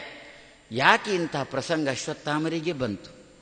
ಮಹಾರುದ್ರದೇವರು ಅಂತೇವೆ ನಾವು, ತುಂಬ ಆದರ ಮಾಡುತ್ತೇವೆ. ಇಂತಹ ಮಹಾರುದ್ರದೇವರಿಗೆ ಇಂತಹ ಪ್ರಸಂಗ ಯಾಕೆ ಬಂತು? ಹಿರಿಯರು ಒಂದು ಮಾತಂದಿದ್ದಾರೆ, ನಾವು ಎಂದೂ ಕೂಡ ದೇವತೆಗಳಲ್ಲಿ ದೋಷವನ್ನು ಮೆಲುಕು ಹಾಕುವ ಅಧಿಕಾರ ನಮಗಿಲ್ಲ. ಯಾಕೆ? ಸ್ವಯಂ ನಾವು ದೋಷಿಗಳಾದ್ದರಿಂದ. ಆದ್ದರಿಂದಲೇ ಲಕ್ಷ್ಮೀ ಶೋಭಾನದಲ್ಲಿ ವಾದಿರಾಜ ಶ್ರೀಪಾದರು ಆರಂಭದಲ್ಲಿ ಎಲ್ಲ ದೇವತೆಗಳ ದೋಷವನ್ನೇ ಹೇಳ್ತಾ ಹೋದದ್ದಲ್ವೋ. ಕೆಲವಾರು ತಲೆಯೂರಿ ತಪಗೈದು ನಷ್ಟ ಐಶ್ವರ್ಯವ ಬಯಸುವನೊಬ್ಬ ಅಂತ ಎಲ್ಲ ದೇವತೆಗಳ ದೋಷಗಳನ್ನೇ ಒಂದೊಂದು ನುಡಿಯಲ್ಲಿಯೂ ಕೂಡ ಹೇಳ್ತಾ ಕೊನೆಗೆ ಹೇಳಿದ್ದೇನು? ಎಲ್ಲ ದೇವತೆಗಳ ದೋಷ ಎಲ್ಲ ಮುಗಿಯಿತು. ಆಮೇಲೆ ಹೇಳಿದ್ದೇನು ಗೊತ್ತಾ? ಒಂದೊಂದು ದೋಷವು ಇದ್ದಾವು ಇವರಲ್ಲಿ ಅಲ್ಲ, ಒಂದೊಂದು ಗುಣಗಾಳು ಇದ್ದಾವು ಇವರಲ್ಲಿ. ಹಾಗಾದ್ರೆ ಏನರ್ಥ? ಈ ದಿವಸ ನೀವು ದೇವತೆಗಳ ದೋಷವನ್ನು ಎಣಿಸಬಾರದು. ಆದ್ದರಿಂದ ಅಶ್ವತ್ಥಾಮಾಚಾರ್ಯಗೆ ಯಾಕೆ ಇಂತಹ ಪ್ರಸಂಗ ಬಂತು? ಪ್ರಾಯಶಃ ಜನ್ಮಾಂತರದಲ್ಲಿ ಏನು ತಪ್ಪು ಮಾಡಿದ್ದಾರೋ ಅಂತ ನಿಮ್ಮ ತಲೆಗೆ ಹೋಗುತ್ತಲ್ಲ. ಹೌದು, ಜನ್ಮಾಂತರದ ಅಶ್ವತ್ಥಾಮಾಚಾರ್ಯರು ಜನ್ಮಾಂತರದಲ್ಲಿ ಏನೋ ಒಂದು ತಪ್ಪು ಮಾಡಿದ್ದಕ್ಕೆ ಈ ದಿವಸ ಭೂಮಿಯಲ್ಲಿ ಇಷ್ಟು ಒದ್ದಾಡುವ ಪ್ರಸಂಗ ಬಂತು. ದೇವರು ರುದ್ರದೇವರನ್ನು ತಾನು ಸಾಧನವನ್ನಾಗಿ ತಕೊಂಡ. ಬಾ, ನೀನು ಬಾ, ನಾನೂ ಬರ್ತೇನೆ ಅಂತಾನೆ ದೇವರು. ನೀನು ಬಾ, ನಾನೂ ಬರ್ತೇನೆ. ಯಾವುದಕ್ಕೆ ಅಂತ ರುದ್ರದೇವರು ಕೇಳಿದ್ರಂತೆ. ಮತ್ತೇನಿಲ್ಲ, ಸಮಾಜಕ್ಕೊಂದು ಪಾಠ ಕೊಡಬೇಕು. ನೀವು ಸೇರಿಕೊಂಡು, ನಾವಿಬ್ಬರೂ ಸೇರಿಕೊಂಡು ಸಮಾಜಕ್ಕೊಂದು ಪಾಠ ಕೊಡಬೇಕು. ಏನು ಅಂತ? ಜನ್ಮಾಂತರದಲ್ಲಿ ಮಾಡಿದ್ದು ನಮ್ಮಲ್ಲಿ ಯಾವುದೇ ಜನ್ಮ ಹೋಗಿದ್ರೂ ಕೂಡ ನಮ್ಮನ್ನು ಅನುಸರಿಸಿಕೊಂಡು ಬರುತ್ತೆ ಅನ್ನತಕ್ಕಂಥ ಒಂದು ಸಂದೇಶವನ್ನು ಸಮಾಜಕ್ಕೆ ರವಾನೆ ಮಾಡಬೇಕು. ಅದಕ್ಕೋಸ್ಕರ ನೀನು ಬಾ, ನಾನು ಇರ್ತೇನೆ. ಹೇಗೆ ಮಾಡುವುದು? ಏನು ಮಾಡೋಣ? ಅದಕ್ಕೆ ಪೀಠಿಕೆ ಬಹಳ ಚೆನ್ನಾಗಿ ಉಂಟು ಇದರಲ್ಲಿ. ಅಂದರೆ ನಮಗೆ ಹೆಚ್ಚಿನವರಿಗೆ ನಮಗೆಲ್ಲ ಕಥೆ ಗೊತ್ತಿದೆ, ಆ ಹಿನ್ನೆಲೆ ಗೊತ್ತಿದೆ. ಆದರೂ ನೆನಪಿಸಿಕೊಳ್ಳುವುದು ಅಂತಾದರೆ, ಯಮನ ಹೆಂಡತಿ ಶ್ಯಾಮಲ, ಇಂದ್ರನ ಹೆಂಡತಿ ಶಚಿ, ಅಶ್ವಿನಿ ದೇವತೆಗಳ ಹೆಂಡತಿ ಉಷಾ, ರುದ್ರದೇವರ ಹೆಂಡತಿ ಪಾರ್ವತಿ. ಈ 4 ಜನ ಒಂದು ಸಂದರ್ಭದಲ್ಲಿ ಚತುರ್ಮುಖ ಬ್ರಹ್ಮನ ಮುಂದೆ ಹೋಗಿ ಏನೋ ಒಂಚೂರು ಹಾವ ಭಾವ ತೋರಿಸಲಿಕ್ಕೆ ಶುರು ಮಾಡಿದ್ರು. ಆವಾಗ ಚತುರ್ಮುಖ ಬ್ರಹ್ಮನಿಗೆ ಸಿಟ್ಟು ಬಂದು ಬೈದು ಬಿಟ್ಟ. ಹೋಗಿ ನಡೀರಿ, ಇಲ್ಲಿಂದ ಭೂಮಿಗೆ ನಡೀರಿ ಅಂತ ಬೈದು ಬಿಟ್ಟ. ಇಲ್ಲಿಯೂ ಕೂಡ ಇದು ಕೂಡ ಮಾಡಿದ್ದು ದೇವತೆಗಳೇ. ನಾವು ಇಲ್ಲಿಯೂ ಕೂಡ ತಗೊಳ್ಬೇಕಾದ್ದು ಏನು ಅಂತಂದರೆ, ದೊಡ್ಡವರ ಮುಂದೆ ನಾವು ಹೇಗೆ ಇರಬೇಕು ಎನ್ನುವ ಸಂದೇಶ ಇಲ್ಲಿಂದ ರವಾನೆ ಆಗುತ್ತೆ. ಚಿಕ್ಕವರು ದೊಡ್ಡವರು ಬಂದಾಗ ಚಿಕ್ಕವರು ಹೇಗೆ ವ್ಯವಹಾರ ಮಾಡಬೇಕು ಎನ್ನತಕ್ಕಂಥ ಸಂದೇಶ ಇಲ್ಲಿಂದ ರವಾನೆ ಆಗುತ್ತೆ. ದೊಡ್ಡವರ ಮುಂದೆ ನಾವು ಚೆನ್ನಾಗಿ ವರ್ತನೆ ಮಾಡಿಲ್ಲ, ದೊಡ್ಡವರ ಮನಸ್ಸಿಗೆ ನೋವು ಮಾಡಿದೆವು, ದೊಡ್ಡವರು ಬೈದು ಬಿಡ್ತಾರೆ. ಬೈದು ಬಿಟ್ಟರೆ ಅದರ ಫಲಿತಾಂಶ ಮುಂದೆ ನಮಗೆ ಅನುಭವಕ್ಕೆ ಬರುತ್ತೆ. ಹೋಗಿ ಭೂಮಿಯಲ್ಲಿ ಹುಟ್ಟಿ ಹಾಗೆ ಹೀಗೆ ಅಂತ ಚತುರ್ಮುಖ ಬ್ರಹ್ಮ ಬೈದು ಬಿಟ್ಟ ಅಂತ ಅವರು ಏನು ಮಾಡಿದ್ರು, ಸೀದಾ ಭಾರತಿ ಬಳಿಗೆ ಬಂದರು. ಭಾರತಿ ಹತ್ರ ದೂರಿದ್ರು, ಹೀಗೆ ನಿನ್ನ ಗಂಡ ನಮ್ಮನ್ನು ಬೈದಿದ್ದಾನೆ, ನೀನು ಸಮ. ಅಲ್ಲಿಂದಲೇ ಲೋಕದಲ್ಲಿ ಬಂದದ್ದು. ಅಪ್ಪ ಬೈದರೆ ಅಮ್ಮನ ಬಳಿಗೆ ಸೀದಾ ಹೋಗುದು. ಏನೋ ತಂಟೆ ಮಾಡ್ತೇವೆ, ಏನೋ ಕೀಟಲೆ ಮಾಡ್ತೇವೆ, ಅಪ್ಪನಿಗೆ ತಡ್ಕೊಳ್ಳಿಕ್ಕಾಗೋಲ್ಲ, ಒಂದೇ ಸಮಯ ಬೈದು ಬಿಡ್ತಾನೆ. ಬೈದು ಬಿಟ್ಟು ಊಟ ಮಾಡಬಾರ್ದು, ಹಾಗೆ ಮಾಡಬಾರ್ದು, ಹೊಡಿತೇನೆ ಬಡಿತೇನೆ ಅಂತ ಸಿಟ್ಟು ಬಂದಾಗ ಅವನಿಗೆ ಯಾವುದರಲ್ಲಿ ಹೊಡೆಯುವುದು ಅಂತ ಗೊತ್ತಾಗುವುದಿಲ್ಲ. ಗಂಧದ ಕೊರಡಲ್ಲಿ ಹೊಡೆದ್ರೆ ಅಡ್ಡಿ ಇಲ್ಲ, ಯಾಕೆ ಪೆಟ್ಟು ಪರಿಮಳ ಬರುತ್ತೆ ಅಂತ ಹೇಳ್ಬೋದು. ನಾನು ತಿಂದವ ತುಂಬ ಪೆಟ್ಟು ನನ್ನ ತಂದೆ ಹತ್ರ. ಆವಾಗ ನಾವು ಏನು ಮಾಡ್ತೇವೆ, ಎಲ್ಲಿ ಓಡ್ತೇವೆ, ಅಮ್ಮನ ಬಳಿಗೆ ಓಡ್ತೇವೆ. ಅಮ್ಮ ಹೀಗಾಯಿತು ಅಂತ ಅಮ್ಮನ ಬಳಿಗೆ ಓಡ್ತೇವೆ. ಯಾರು? ಭಾರತಿ. ಇದು ಚತುರ್ಮುಖ, ಅದು ಭಾರತಿ. ಅಂತೂ ವಾಯುದೇವರು ಭಾರತಿ ಸರಸ್ವತಿ ಅಂತ ಇಲ್ಲಿಗೆ ಬಂದರು. ಇಲ್ಲಿ ಬಂದು ಹೀಗೀಗಾಯಿತು, ನಮಗೆ ಬ್ರಹ್ಮದೇವರು ಹೀಗೆ ಬೈದು ಬಿಟ್ಟರು ಅಂತಂದಾಗ, ಸರಿ ನಾನೇನು ಮಾಡಬೇಕು? ಅಲ್ಲ, ಭೂಮಿಯಲ್ಲಿ ಹುಟ್ಟಬೇಕು ಅಂತ ಹೇಳಿದ್ದಾರೆ, ಅದಕ್ಕೆ ನೀನು ನಮ್ಮ ಜೊತೆ ಬರ್ತೀಯ ಸ್ವಲ್ಪ ಅಂದರು. ಎಲ್ಲ ಗ್ರಹಚಾರನೆ. ಸರಿ, ಏನಾದರೂ ಮಕ್ಕಳು ತಪ್ಪು ಮಾಡಿದಾಗ ಆ ಮಕ್ಕಳು ಅಮ್ಮನ ಹತ್ರ ಬಂದು ದೂರಿದಾಗ ಅಮ್ಮ ಮಕ್ಕಳ ಪಕ್ಷದಲ್ಲಿ ನಿಂತುಕೊಂಡು ಅಪ್ಪನಿಗೆ ಸಮಾಧಾನ ಮಾಡ್ತಕ್ಕಂಥ ಕ್ರಮ ತಾನೇ ಬಂದಳು ಭಾರತಿ. ತಾನು ಭೂಮಿಗೆ ಬರ್ತೇನೆ ಅಂತ ಬಂದಳು. ಸರಿ, ಅಲ್ಲಿ ಬಂದು ಹುಟ್ಟುವ ಕ್ರಮದ ಇದೆಲ್ಲ ತುಂಬ ಆಯಿತು. ಕೊನೆಯ ಒಂದು ಸಂದರ್ಭದಲ್ಲಿ ಏನಾಯ್ತು, ಇವರೆಲ್ಲ ಸೇರಿಕೊಂಡು ರುದ್ರದೇವರ ತಪಶ್ಚರ್ಯ ಅಂತ ಮಾಡಲಿಕ್ಕೆ ಶುರು ಮಾಡಿದ್ರು. ಯಾವುದಕ್ಕೋಸ್ಕರ? ನಮಗೆ ಭೂಮಿಯಲ್ಲಿ ಒಂದು ಗಂಡ ಬೇಕು, ನಮಗೆ ಪತಿ ಬೇಕು, ನಮಗೆ ಒಳ್ಳೆಯ ಪತಿ ಬೇಕು ಅಂತ ರುದ್ರದೇವರ ತಪಸ್ಸು ಮಾಡಲಿಕ್ಕೆ ಶುರು ಮಾಡಿದ್ರು. ಅದೇ ಮೊನ್ನೆ ನಾವು ನೋಡಿದ್ದೇವಲ್ಲ, ಪ್ರಜಾಪತಿಯರಿಂದ ರುದ್ರದೇವರನ್ನೆಲ್ಲ. ಹಾಗಾದರೆ ನಮಗೊಂದು ಲೌಕಿಕವಾಗಿ ಅಪೇಕ್ಷೆ ಬೇಕು ಅಂತಾದರೆ ಯಾರ ಉಪಾಸನೆ ಮಾಡಬೇಕು ಅಂತಂದರೆ ರುದ್ರದೇವರ ಉಪಾಸನೆ ಮಾಡು, ಲೌಕಿಕವಾಗಿ ಒಳ್ಳೆಯ ಫಲವನ್ನು ಕೊಡ್ತಾರೆ. ಈ ಪಾಂಡವರು ಅಶ್ವಮೇಧ 2ನೇ ಸಲ ಅಶ್ವಮೇಧ ಯಜ್ಞಕ್ಕೆ ತೊಡಗಿದ್ರಲ್ಲ, ಆವಾಗ ದುಡ್ಡು ಎಲ್ಲಿಂದ ಅಂತ ಬಂತು. ಅಲ್ಲ, ಯಾರು ಯುದ್ಧದಲ್ಲಿ ಪೆಟ್ಟು ತಿಂದು ಸಾಯದೆ ಬದುಕಿರುವ ರಾಜರಿದ್ದಾರಲ್ಲ, ಅವರಿಂದ ವಸೂಲು ಮಾಡೋಣ ಅಂತ ಯಾರು ಅಂದರು. ಧರ್ಮರಾಜ ಅಂದ, ಸಾಕು ಸಾಕು, ಇಷ್ಟ ತನಕ ನಮಗೋಸ್ಕರ ಅವರು ಪೆಟ್ಟು ತಿಂದ ಸಾಕು, ಪುನಃ ದುಡ್ಡಿನ ಹೊಡೆತ ಅವರಿಗೆ ಪುನಃ ಬೇಡ, ಆದ್ರಿಂದ ಅದೆಲ್ಲ ಬೇಡ. ಆವಾಗ ಮತ್ತೊಬ್ಬ ಯಾರೋ ಹೇಳಿದ, ಸರಿ ಅಶ್ವಮೇಧೆಲ್ಲ ಯಾಕೆ ಮಾಡಬೇಕು, ಒಂದು ಪವಮಾನ ಹೋಮದಲ್ಲಿ ಮುಗಿಸೋಣ ಅಂದರು. ಧರ್ಮರಾಜ ಅಂದ, ಮಾಡೋದಾದ್ರೆ ಉತ್ತಮ ಮಟ್ಟದಲ್ಲಿ ಮಾಡಬೇಕು, ಇಲ್ಲಿದ್ರೆ ಕೈ ಚೆಲ್ಲಿ ಕೂತ್ಕೊಳ್ಬೇಕು ಅಂತಂದ. ಸರಿ, ಉತ್ತಮ ಮಟ್ಟದಲ್ಲಿ ಮಾಡೋದು, ಹೇಗೆ ಮಾಡೋದು ಬಂದರು ವೇದವ್ಯಾಸರು ದಿಢೀರ್ ಅಂತ ಬಂದರು. ಪುರೋಹಿತರೇ ಬಂದರು. ಏನು ಸಮಸ್ಯೆ? ಅಲ್ಲ, ಒಂದು ಹೋಮ ಮಾಡಿಸಬೇಕು ಅಂತಿದ್ದೇವೆ, ಅದಕ್ಕೇನು ದುಡ್ಡಿಲ್ಲ, ನಾನು ಕೊಡಿಸ್ತೇನೆ ದುಡ್ಡು. ಸರ್ ಕರ್ಕೊಂಡು ಹೋದ್ರು. ಯಾರಿಂದ ದುಡ್ಡು ಕೊಡಿಸಿದ್ರು ಅಂತಂದು ಬಿಟ್ರೆ, ರುದ್ರದೇವರ ಅಂತರ್ಯಾಮಿಯಾಗಿರತಕ್ಕಂತಹ ಪರಶುರಾಮನ ಉಪಾಸನೆ ಧರ್ಮರಾಜನಿಂದ ಮಾಡಿಸಿ ಪರಶುರಾಮ ದೇವರು ರುದ್ರನ ಮೂಲಕ ಒಂದಷ್ಟು ಸಂಪತ್ತನ್ನು ಕೊಡಿಸಿದರು. ಹಾಗಾದರೆ ಸಂಪತ್ತು ಯಾರು? ಯದ್ಯಪಿ ರುದ್ರದೇವರಿಗೆ ಏನೂ ಬೇಡ, ರುದ್ರದೇವರು ವೈರಾಗ್ಯಾಧಿಪತಿ, ಆದ್ದರಿಂದಲೇ ಬಂದವರಿಗೆಲ್ಲ ಕೊಡ್ತಾರೆ. ಯಾಕೆ? ಅವರಿಗೆ ಅಂತ ಅವರು ಇಟ್ಟುಕೊಳ್ಳತಕ್ಕಂಥ ಪ್ರಸಂಗ ಇಲ್ಲ, ಆದರೆ ಬಂದವರಿಗೆಲ್ಲ ಕೊಡ್ತಾರೆ. ಹಾಗಾದರೆ ಸಂಪತ್ತಿಗೆ ಅಭಿಮಾನಿ ಯಾರು? ಮಹಾರುದ್ರದೇವರು. ಅಂತಹ ರುದ್ರದೇವರಿಂದಾಗಿ ಸಂಪತ್ತನ್ನು ಪಡೆದು ಧರ್ಮರಾಜ ತಾನು ಯಜ್ಞ ಮಾಡಿದ ಅಂತ ಉಂಟು. ಹಾಗಾದರೆ ನಮಗೆ ಆ ಸಂಪತ್ತೋ ಈ ಸಂಪತ್ತಿದ್ದೆಲ್ಲ ಬೇಕಿದ್ರೆ ಯಾರ ಹತ್ರ? ರುದ್ರದೇವರ ಹತ್ರ ಹೆಣ್ಮಕ್ಳು ತಪಶ್ಚರ್ಯಕ್ಕೆ ತೊಡಗಿದ್ರು. ಹೀಗೆ ನಮಗೆ ಗಂಡ ಕೊಡು ಅಂತ. ರುದ್ರದೇವರು ಏನು ಮಾಡಿದ್ರು? ಆಗಲಿ ಅಂತಂದರು. ಅವರು ಒಂದೇ ಸಲ ಆಗಲಿ ಅಂತ ಅಂದಿದ್ರೆ ಅಡ್ಡಿ ಇದ್ದಿಲ್ಲ. ಅವ್ರು 5 ಸಲ ಆಗಲಿ ಆಗಲಿ ಆಗಲಿ ಆಗಲಿ ಆಗಲಿ, ನಿನಗೆ ಗಂಡ ಸಿಗ್ತಾನೆ, ನಿನಗೆ ಗಂಡ ಸಿಗ್ತಾನೆ, ನಿನಗೆ ಗಂಡ ಸಿಗ್ತಾನೆ, ನಿನಗೆ ಗಂಡ ಸಿಗ್ತಾನೆ ಅಂತ 5 ಸಲ ಅಂದರು. ಯಾಕೆ ಅಂತಂದರೆ ಅಲ್ಲಿಂದ ಬರುವಾಗಲೂ 5 ಸಲ ಮಾತು ಬಂದಿತ್ತು, ನನಗೆ ಗಂಡ ಬೇಕು, ನನಗೆ ಗಂಡ ಬೇಕು, ನನಗೆ ಗಂಡ ಬೇಕು, ನನಗೆ. ಅದಕ್ಕೆ ಅಂದರು ದೇವ್ರ ಹತ್ರ ಬೇಡುವಾಗ ಒಮ್ಮೆ ಮಾತ್ರ ಬೇಡಬೇಕು ಅಂತ. 5 ನಾವು ತುಂಬ ಸಲ ಬೇಡಿಬಿಟ್ಟು ತುಂಬ ಸಲ ಕೊಟ್ಟು ಬಿಡ್ತಾನೆ. ಸಂತತಿ ಕೊಡು, ಸಂತತಿ ಕೊಡು, ಸಂತತಿ ಕೊಡು, ಸಂತತಿ ಕೊಡು ಅಂತ ಬೇಡ್ತಾನೆ ಇರು, ತುಂಬ ಸಲ ಬೇಡ್ತಾನೆ ಇರುವುದು. ದೇವರು ಎಷ್ಟು ಸಲ ಬೇಡಿದೆ ಅಷ್ಟು ಸಲ ಸಂತತಿ ಕೊಟ್ಟರೆ ನಾವು ಒಂದನ್ನು ಕಟ್ಟಿಕೊಂಡೆ ನಾವು ತಲೆ ಹೊಡ್ಕೊಳ್ತಾ ಇರಬೇಕು. ಇನ್ನು ಅಷ್ಟು ಸಂತತಿ ಕೊಟ್ಟರೆ ಎಲ್ಲಿಗೆ ಹೋಗಬೇಕು ನಾವು? ಅದಕ್ಕಂದ್ರು ಪ್ರಾಮಾಣಿಕವಾಗಿ ನಾವು ಜಪ 100 ಸಲ ಮಾಡೋಲ್ಲ, ಜಪ ಒಂದೇ ಸಲ ಮಾಡೋದು. ಈ ದೇವ್ರ ಹತ್ರ ಬೇಡುವಾಗ 100 ಸಲ ಬೇಡುದು. ಅದಕ್ಕಂದ್ರು ಬೇಡುವುದು ಒಂದೇ ಸಲ ಬೇಡು, ಜಪ 100 ಸಲ ಮಾಡು ಅಂತಂದ್ರು. ನಮ್ಮದು ಪೂರಾ ಉಲ್ಟಾನೆ. ಅದಕ್ಕೊಂದು ಉದಾಹರಣೆ ಕೊಡೋದಂತಾದರೆ, ಬೆಳಗ್ಗಿನ ಜಪ ನಕ್ಷತ್ರ ಇರುವಾಗ ಮಾಡು, ಸಂಜೆಯ ಜಪ ಸೂರ್ಯ ಇರುವಾಗ ಮಾಡು. ನಾವು ಉಲ್ಟಾ, ಬೆಳಗ್ಗಿನ ಜಪ ಸೂರ್ಯ ಇರುವಾಗ, ಸಂಜೆಯ ಜಪ ನಕ್ಷತ್ರ ಬಂದ ಮೇಲೆ. ಅಲ್ಲಿ ಮತ್ತೊಬ್ಬರು ಯಾರೋ ಹೇಳಿದರು, ನಕ್ಷತ್ರ ಬಂದ ಮೇಲಾದರೂ ಮಾಡ್ತೀಯಲ್ಲ ತುಂಬ ಸಂತೋಷ ಅಂತ ಹೇಳಿ, ಬೆಳಗ್ಗೆ ಸೂರ್ಯ ಬಂದ ಮೇಲಾದರೂ ಮಾಡ್ತಿಯಲ್ಲ ಇನ್ನೂ ಸಂತೋಷ ಅಂತದೆ. ಎಲ್ಲ ನಮ್ಮಲ್ಲಿ ಎಲ್ಲ ಉಲ್ಟಾಗಲಿ. ಹಾಗಾದರೆ ಹೇಗಿರ್ಬೇಕು? ಅದು ಯಾಕೆ 5 ಸಲ ಯಾಕೆ ಕೇಳುವ ಪ್ರಸಂಗ ಬಂತು? ಅದು ನೋಡಿ, ದೇಹ ಒಂದೇ ದೇಹದಲ್ಲಿ 5 ಚೇತನರು, ತುಂಬ ವಿಲಕ್ಷಣ ಅದು. ಇದು ಕೂಡ ನಮಗೆ ಲೋಕದಲ್ಲಿ ಇಂಥದ್ದು ನಾವು ಕಾಣುವುದುಂಟು, ಇಲ್ಲ ಅಂತಿಲ್ಲ. ಏನು?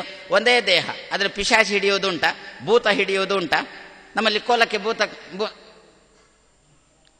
ನಾಗದರ್ಶನಕ್ಕೆ ನಿಲ್ತೇವೆ, ಕೋಲಕ್ಕೆ ನಿಲ್ತೇವೆ. ಆವಾಗ ಆ ಕೋಲ ಕಟ್ಟುವ ಒಬ್ಬ ಇದ್ದಾನ, ಅವನೊಳಗೆ ಈ ಭೂತ ಸೇರಿಕೊಂಡಿರುತ್ತಾ? ನಾಗ ಪಾತ್ರೆ ಒಬ್ರು ಇರ್ತಾರ, ಅವರೊಳಗೆ ನಾಗ ಸೇರಿಕೊಂಡಿರ್ತಾನ? ನಮಗೆ ಹಿಂದಿನವರಿಗೆ ಸತ್ತವರಿಗೆ ಸದ್ಗತಿ ಆಗಿಲ್ಲ ಅಂದ್ರೆ ನಾವು ಇರ್ತೇವ? ಅದು ಪಿಶಾಚಾಗಿ ನಮ್ಮನ್ನು ಹಿಡಿದಾಗ ಒಳಗೆ ಮತ್ತೊಂದು ಇರುತ್ತಾ?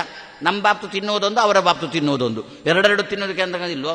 ಅದೇ ರೀತಿಯಲ್ಲಿ ಒಂದೇ ದೇಹ 5 ಚೇತನಗಳು. ಆವಾಗ 5 ಚೇತನಗಳು ಒಳಗಿನಿಂದ ಬಾಯಿಂದ 5 ಸಲ ಮಾತು ಬಂತು. ರುದ್ರದೇವರಂದ್ರು ಅಸ್ತು ಅಸ್ತು ಅಸ್ತು ಅಸ್ತು ಅಸ್ತು. ಒಳಗಿರತಕ್ಕಂಥ ಈ ಒಂದೇ ದೇಹದಲ್ಲಿ ಒಳಗಿರತಕ್ಕಂಥ 5 ಜನಕ್ಕೆ ನಾವು 5 ಜನ ಇದ್ದೇವೆ ಅಂತ ಗೊತ್ತಿಲ್ಲ. ನಾನು ಒಬ್ಬಳೇ ಇರುವುದು ಅಂತ ಪ್ರತಿಯೊಬ್ಬರು ಕೂಡ ತಿಳ್ಕೊಂಡದ್ದು ನಾನು ಒಬ್ಬಳೇ, ನಾನು ಒಬ್ಬಳೇ, ನಾನು ಒಬ್ಬಳೇ. ಆದರೆ ನಾನು ಒಂದೇ ಸಲ ಕೇಳಿದ್ದು, ಗಂಡ ಕೊಡು ಅಂತ ಒಂದೇ ಸಲ ಕೇಳಿದ್ದು. ರುದ್ರದೇವರು ನಿನಗೆ 5 ಗಂಡ ಸಿಗಲಿ ಅಂತ ಅಂದುಬಿಟ್ರು ಅಂತ ಪ್ರತಿಯೊಬ್ಬರಿಗೂ ದುಃಖ ದುಃಖ ದುಃಖ. ಏನು ಸಮಸ್ಯೆ ಅಲ್ವಾ? ಅಲ್ಲ, ಇಲ್ಲಿ ಇನ್ನೊಂದು ಸಂದೇಶ ಏನು ಗೊತ್ತಾ? ಸುಮ್ಮನೆ ಲೌಕಿಕವಾಗಿ ದೇವರ ಹತ್ರ ಏನಾದರೂ ಕೇಳಲಿಕ್ಕೆ ಹೋದರೆ ತಲೆ ಹರಟೆ, ಇಂಥದ್ದೇ ಆಗುವುದಿಲ್ಲ. ನಮ್ಗೆ ಹೇಗೆ ಕೇಳಬೇಕು ಅಂತಲೂ ಗೊತ್ತಿಲ್ಲ, ಏನು ಕೇಳಬೇಕು ಅಂತಲೂ ಗೊತ್ತಿಲ್ಲ, ಎಷ್ಟು ಕೇಳಬೇಕು ಅಂತಲೂ ಗೊತ್ತಿಲ್ಲ. ಆದ್ರಿಂದ ಲೌಕಿಕವಾದನ್ನು ಯಾವುದನ್ನೂ ಕೇಳಲಿಕ್ಕೆ ಹೋಗೋದು ಬೇಡ. ಮಹಾರಾಯ ನಿನಗೆ ಪ್ರೀತಿ ಆಗಲಿ, ಅದು ಬೇಕಾದ್ರೆ 100 ಸಲ ಕೇಳೋಣ, ನಿನಗೆ ಪ್ರೀತಿ ಆಗಲಿ, ನಿನಗೆ ಯಾಕೆ 100 ಸಲ ಪ್ರೀತನಾಗಲಿ ನಮ್ಮ ಮೇಲೆ. ಹಾಗಾದ್ರೆ ಇಲ್ಲಿ ಮತ್ತೊಂದು ಸಂದೇಶ ರವಾನೆ ಆಯಿತು ದೇಶಕ್ಕೆ, ನಮ್ಮ ಸಮಾಜಕ್ಕೆ. ಏನು ಅಂತ ಕೇಳಲಿಕ್ಕೆ ಹೋದರೆ ಅದು ಒಮ್ಮೊಮ್ಮೆ ಏನೇನೇನೇನೋ ಆಗಿಬಿಡುತ್ತೆ. ಹಾಗಾದ್ರೆ ನೋಡಿ, ದೇಹ ಒಂದು ದೇಹದಲ್ಲಿ 5 ಚೇತನಗಳು, 5 ಜೀವರುಗಳು, ಒಳಗಿರತಕ್ಕಂಥ 5 ಜೀವರಿಗೆ ನಾವು 5 ಜನ ಇದ್ದೇವೆ ಅಂತ ಗೊತ್ತಿಲ್ಲ. ನಾವು ಒಬ್ಬರೊಬ್ಬರೇ ಇರೋದು ಅಂತ ಅವರ ಭಾವನೆ. ಅದು ಕೂಡ ಇರುತ್ತೆ ನಮ್ಮಲ್ಲಿ. ಆಚೆ ಬದಿಯಲ್ಲಿ ತರಗತಿ ಉಂಟು ಅಂತ ಇವನಿಗೆ ಕಲ್ಪನೆ ಇಲ್ಲ, ಇಡೀ ಶಾಲೆಯಲ್ಲಿ ನಾವು ಮಾತ್ರ ಇರುವುದು ಅಂತ ಒಂದೇ ಸಲ ಧೋ ಅಂತ ಗಲಾಟೆ ಮಾಡ್ತಾನೆ ಇರ್ತಾರೆ. ಮತ್ತೆ ಅಧ್ಯಾಪಕ ಬಂದು ಹೊಡೆದ ಮೇಲೇನೆ ಗೊತ್ತು ಅಲ್ಲಿ ಒಂದು ತರಗತಿ ಇತ್ತು ಅಂತ. ನಮ್ಮ ಮನೆಯಲ್ಲಿ ಕೂಡ ಒಮ್ಮೊಮ್ಮೆ ನಾವು ಮಾತ್ರ ಇರುವುದು ಅಂತ ಭಾವಿಸ್ಕೊಂಡು ಭಾರಿ ಗಲಾಟೆ ಮಾಡ್ತಾ ಇರ್ತೇವೆ. ಮತ್ತೆ ಗೊತ್ತಾಗುತ್ತೆ, ಅಯ್ಯೋ ಅಲ್ಲಿ ಕೂಡ ಇನ್ನೊಂದು ಕೋಣೆಯಲ್ಲಿ ಇದ್ದಾರೆ. ಅದೇ ರೀತಿ ಕೋಣೆ ಒಂದೇ, ಮನೆ ಒಂದೇ, 5 ಚೇತನರು ಒಂದೇ ಮನೆಯಲ್ಲಿ ಸೇರಿದ್ದಾರೆ. 5 ಜನರು ಕೂಡ ನಾವು ಮಾತ್ರ ಇರುವುದು ತಿಳ್ಕೊಂಡಿದ್ದಾರೆ. ಆದ್ರಿಂದ ತಾವು ರುದ್ರದೇವರ ಹತ್ರ ವರ ಕೇಳಿದ್ರು, ನನಗೆ ಗಂಡನನ್ನು ಕೊಡು ಅಂತ ಇವಳು ಕೇಳಿದ್ರು. ಅವಳು ಮತ್ತೊಬ್ಬಳು ಕೇಳಿದ್ದು ಇವಳಿಗೆ ಗೊತ್ತಿಲ್ಲ, ಇವಳು ಕೇಳಿದ್ದು ಅವಳಿಗೆ ಗೊತ್ತಿಲ್ಲ. ಆದರೆ ರುದ್ರದೇವರಿಗೆ 5 ಸಲ ಕೇಳಿಸಿತು, ಗಂಡನನ್ನು ಕೊಡು ಗಂಡನನ್ನು ಕೊಡು ಅಂತ 5 ಸಲ ಕೇಳಿಸಿತು. ರುದ್ರದೇವರು 5 ಸಲ ಅಸ್ತು ಅಸ್ತು ಅಸ್ತು ಅಸ್ತು ಅಂತಂದ್ರು. ಒಳಗಿದ್ದವಳು ಮಾತ್ರ ನಾನು ಒಬ್ಬಳೇ ಪ್ರತಿಯೊಬ್ಬರು ಕೂಡ ತಿಳ್ಕೊಂಡದ್ದು. ಆವಾಗ ಏನಾಯ್ತು, ಇವಳು ಏನು ತಿಳ್ಕೊಂಡ್ಲು, ಶ್ಯಾಮಲ ಏನು ತಿಳ್ಕೊಂಡ್ಲು, ನಾನು ಗಂಡನನ್ನು ಕೊಡು ಅಂತ ಒಮ್ಮೆ ಕೇಳಿದ್ದು. ಈ ರುದ್ರದೇವರು 5 ಸಲ ನಿನಗೆ ಗಂಡ ಸಿಗ್ತಾನೆ, ಆದರೆ 5 ಗಂಡಂದ್ರು ಕೊಡ್ತೋರು ಅಂತ ಗಲಾಟೆನೇ ಗಲಾಟೆ, ಬೊಬ್ಬೆನೇ ಬೊಬ್ಬೆ, ದುಃಖನೇ ದುಃಖ, ಕೂಗುವುದೇ ಕೂಗುವುದು. ಅಷ್ಟೊತ್ತಿಗೆ ಬಂತಲ್ಲಿಗೆ ಸವಾರಿ. ಯಾರ್ದು? ಇಂದ್ರದೇವರದ್ದು. ಏನು ಕೂಗುತ್ತೀರಿ ಅಂತ. ಹೆಣ್ಮಗಳು, ನನ್ನ ಸಾಮ್ರಾಜ್ಯದಲ್ಲಿ ಹೆಣ್ಮಕ್ಕಳು ಕೂಗಬಾರದು, ಯಾಕೆ ಕೂಗುತ್ತೀರಿ? ಆವಾಗ ಹೆಣ್ಮಗಳು ಅಲ್ಲಿದ್ದಂತಹ ರುದ್ರದೇವರನ್ನು ತೋರಿಸಿ, ನಾನು ಗಂಡನನ್ನು ಕೊಡು ಅಂತ ಕೇಳಿದ್ದು, ಅವ 5 ಗಂಡನನ್ನು ಕೊಟ್ಟ, ಆದ್ರಿಂದ ನಾನು ಕೂಗುತ್ತಾ ಇದ್ದೇನೆ. ಇಂದ್ರದೇವರಿಗೆ ಸಿಟ್ಟು ಬಂದು ರುದ್ರದೇವರನ್ನು ನೋಡಿ, ಯಾರು ನೀನು ವರ ಕೊಡಲಿಕ್ಕೆ ಇವರಿಗೆ? ಇದು ನಂದು ರಾಜ್ಯ, ಸಾಮ್ರಾಜ್ಯ ನಂದು, ನಾನು ಅಧಿಪತಿ. ನನ್ನ ರಾಜ್ಯಕ್ಕೆ ನೀನು ಹೇಗೆ ಕಾಲಿಟ್ಟಿ? ಈ ಹೆಣ್ಮಕ್ಕಳು ಕೇಳಿದ್ದಕ್ಕೆ ಹೇಗೆ ನೀನು ವರ ಕೊಟ್ಟಿ ಅಂತ ಬೈದೇ ಬಿಟ್ರು. ಇಂದ್ರ ಬೈದೆ. ಪಾಪ ಅದು ರುದ್ರದೇವರು ಅಂತ ಇಂದ್ರನಿಗೆ ಗೊತ್ತಿಲ್ಲ. ರುದ್ರದೇವರು ಹೇಗೆ ಬಂದದ್ದು? ರುದ್ರದೇವರು ಬ್ರಹ್ಮಚಾರಿ ರೂಪದಿಂದ ಬಂದಿದ್ದಾರಂತೆ. ಈ ಹೆಣ್ಮಕ್ಳು ವರವನ್ನು ಕೇಳುವಾಗ ತಪಸ್ಸು ಮಾಡಿದಾಗ ರುದ್ರದೇವರು ರುದ್ರದೇವ್ರ ರೂಪದಿಂದಲೇ ಬಂದದ್ದಲ್ಲ, ರುದ್ರದೇವರು ಬ್ರಹ್ಮಚಾರಿ ರೂಪದಿಂದ ಬಂದಿದ್ದಾರೆ ಇವರಿಗೆ ವರ ಕೊಡಲಿಕ್ಕೆ. ಆ ಬ್ರಹ್ಮಚಾರಿ ರೂಪದಲ್ಲಿರತಕ್ಕಂಥ ರುದ್ರದೇವರನ್ನು ಈ ಇಂದ್ರ ಕಂಡು ಬೈದು ಬಿಟ್ಟ. ನನ್ನ ರಾಜ್ಯದಲ್ಲಿ ನನ್ನ ಹತ್ರ ಕೇಳದೆ ನೀನು ಹೆಣ್ಮಗಳಿಗೆ ಹೇಗೆ ಕೊಟ್ಟೆ? ಅದು ಕೂಡ 5 ಗಂಡಂದಿರ ವರ ಕೊಟ್ಟೆ ನೀನು ಅಂತ ತರಾಟೆಗೆ ತಕೊಂಡ ಇಂದ್ರ ಈ ರುದ್ರದೇವರನ್ನು. ರುದ್ರದೇವರು ಸುಮ್ಮನೆ ಬಿಡ್ತಾರ? ಅವರಂದ್ರು, ಯಾರು ಅಂತ ತಿಳ್ಕೊಂಡಿದ್ದಿ ನನ್ನನ್ನು?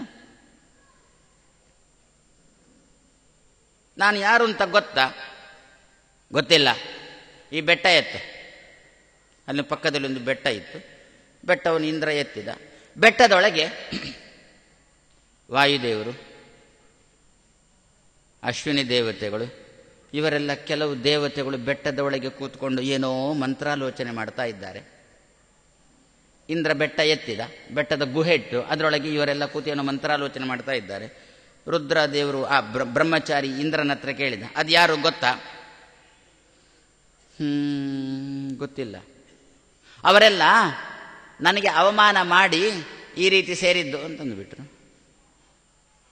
ನನಗೆ ಯಾರಾದರೂ ಬೈದ್ರೆ, ಇದು ಆ ಬ್ರಹ್ಮಚಾರಿ ಹೇಳೋದು ಇಂದ್ರನಿಗೆ, ನನಗೆ ಯಾರಾದರೂ ಬೈದ್ರೆ ನನಗೆ ಬೈದವರ ಪಾಡು ಏನು ಗೊತ್ತಾ?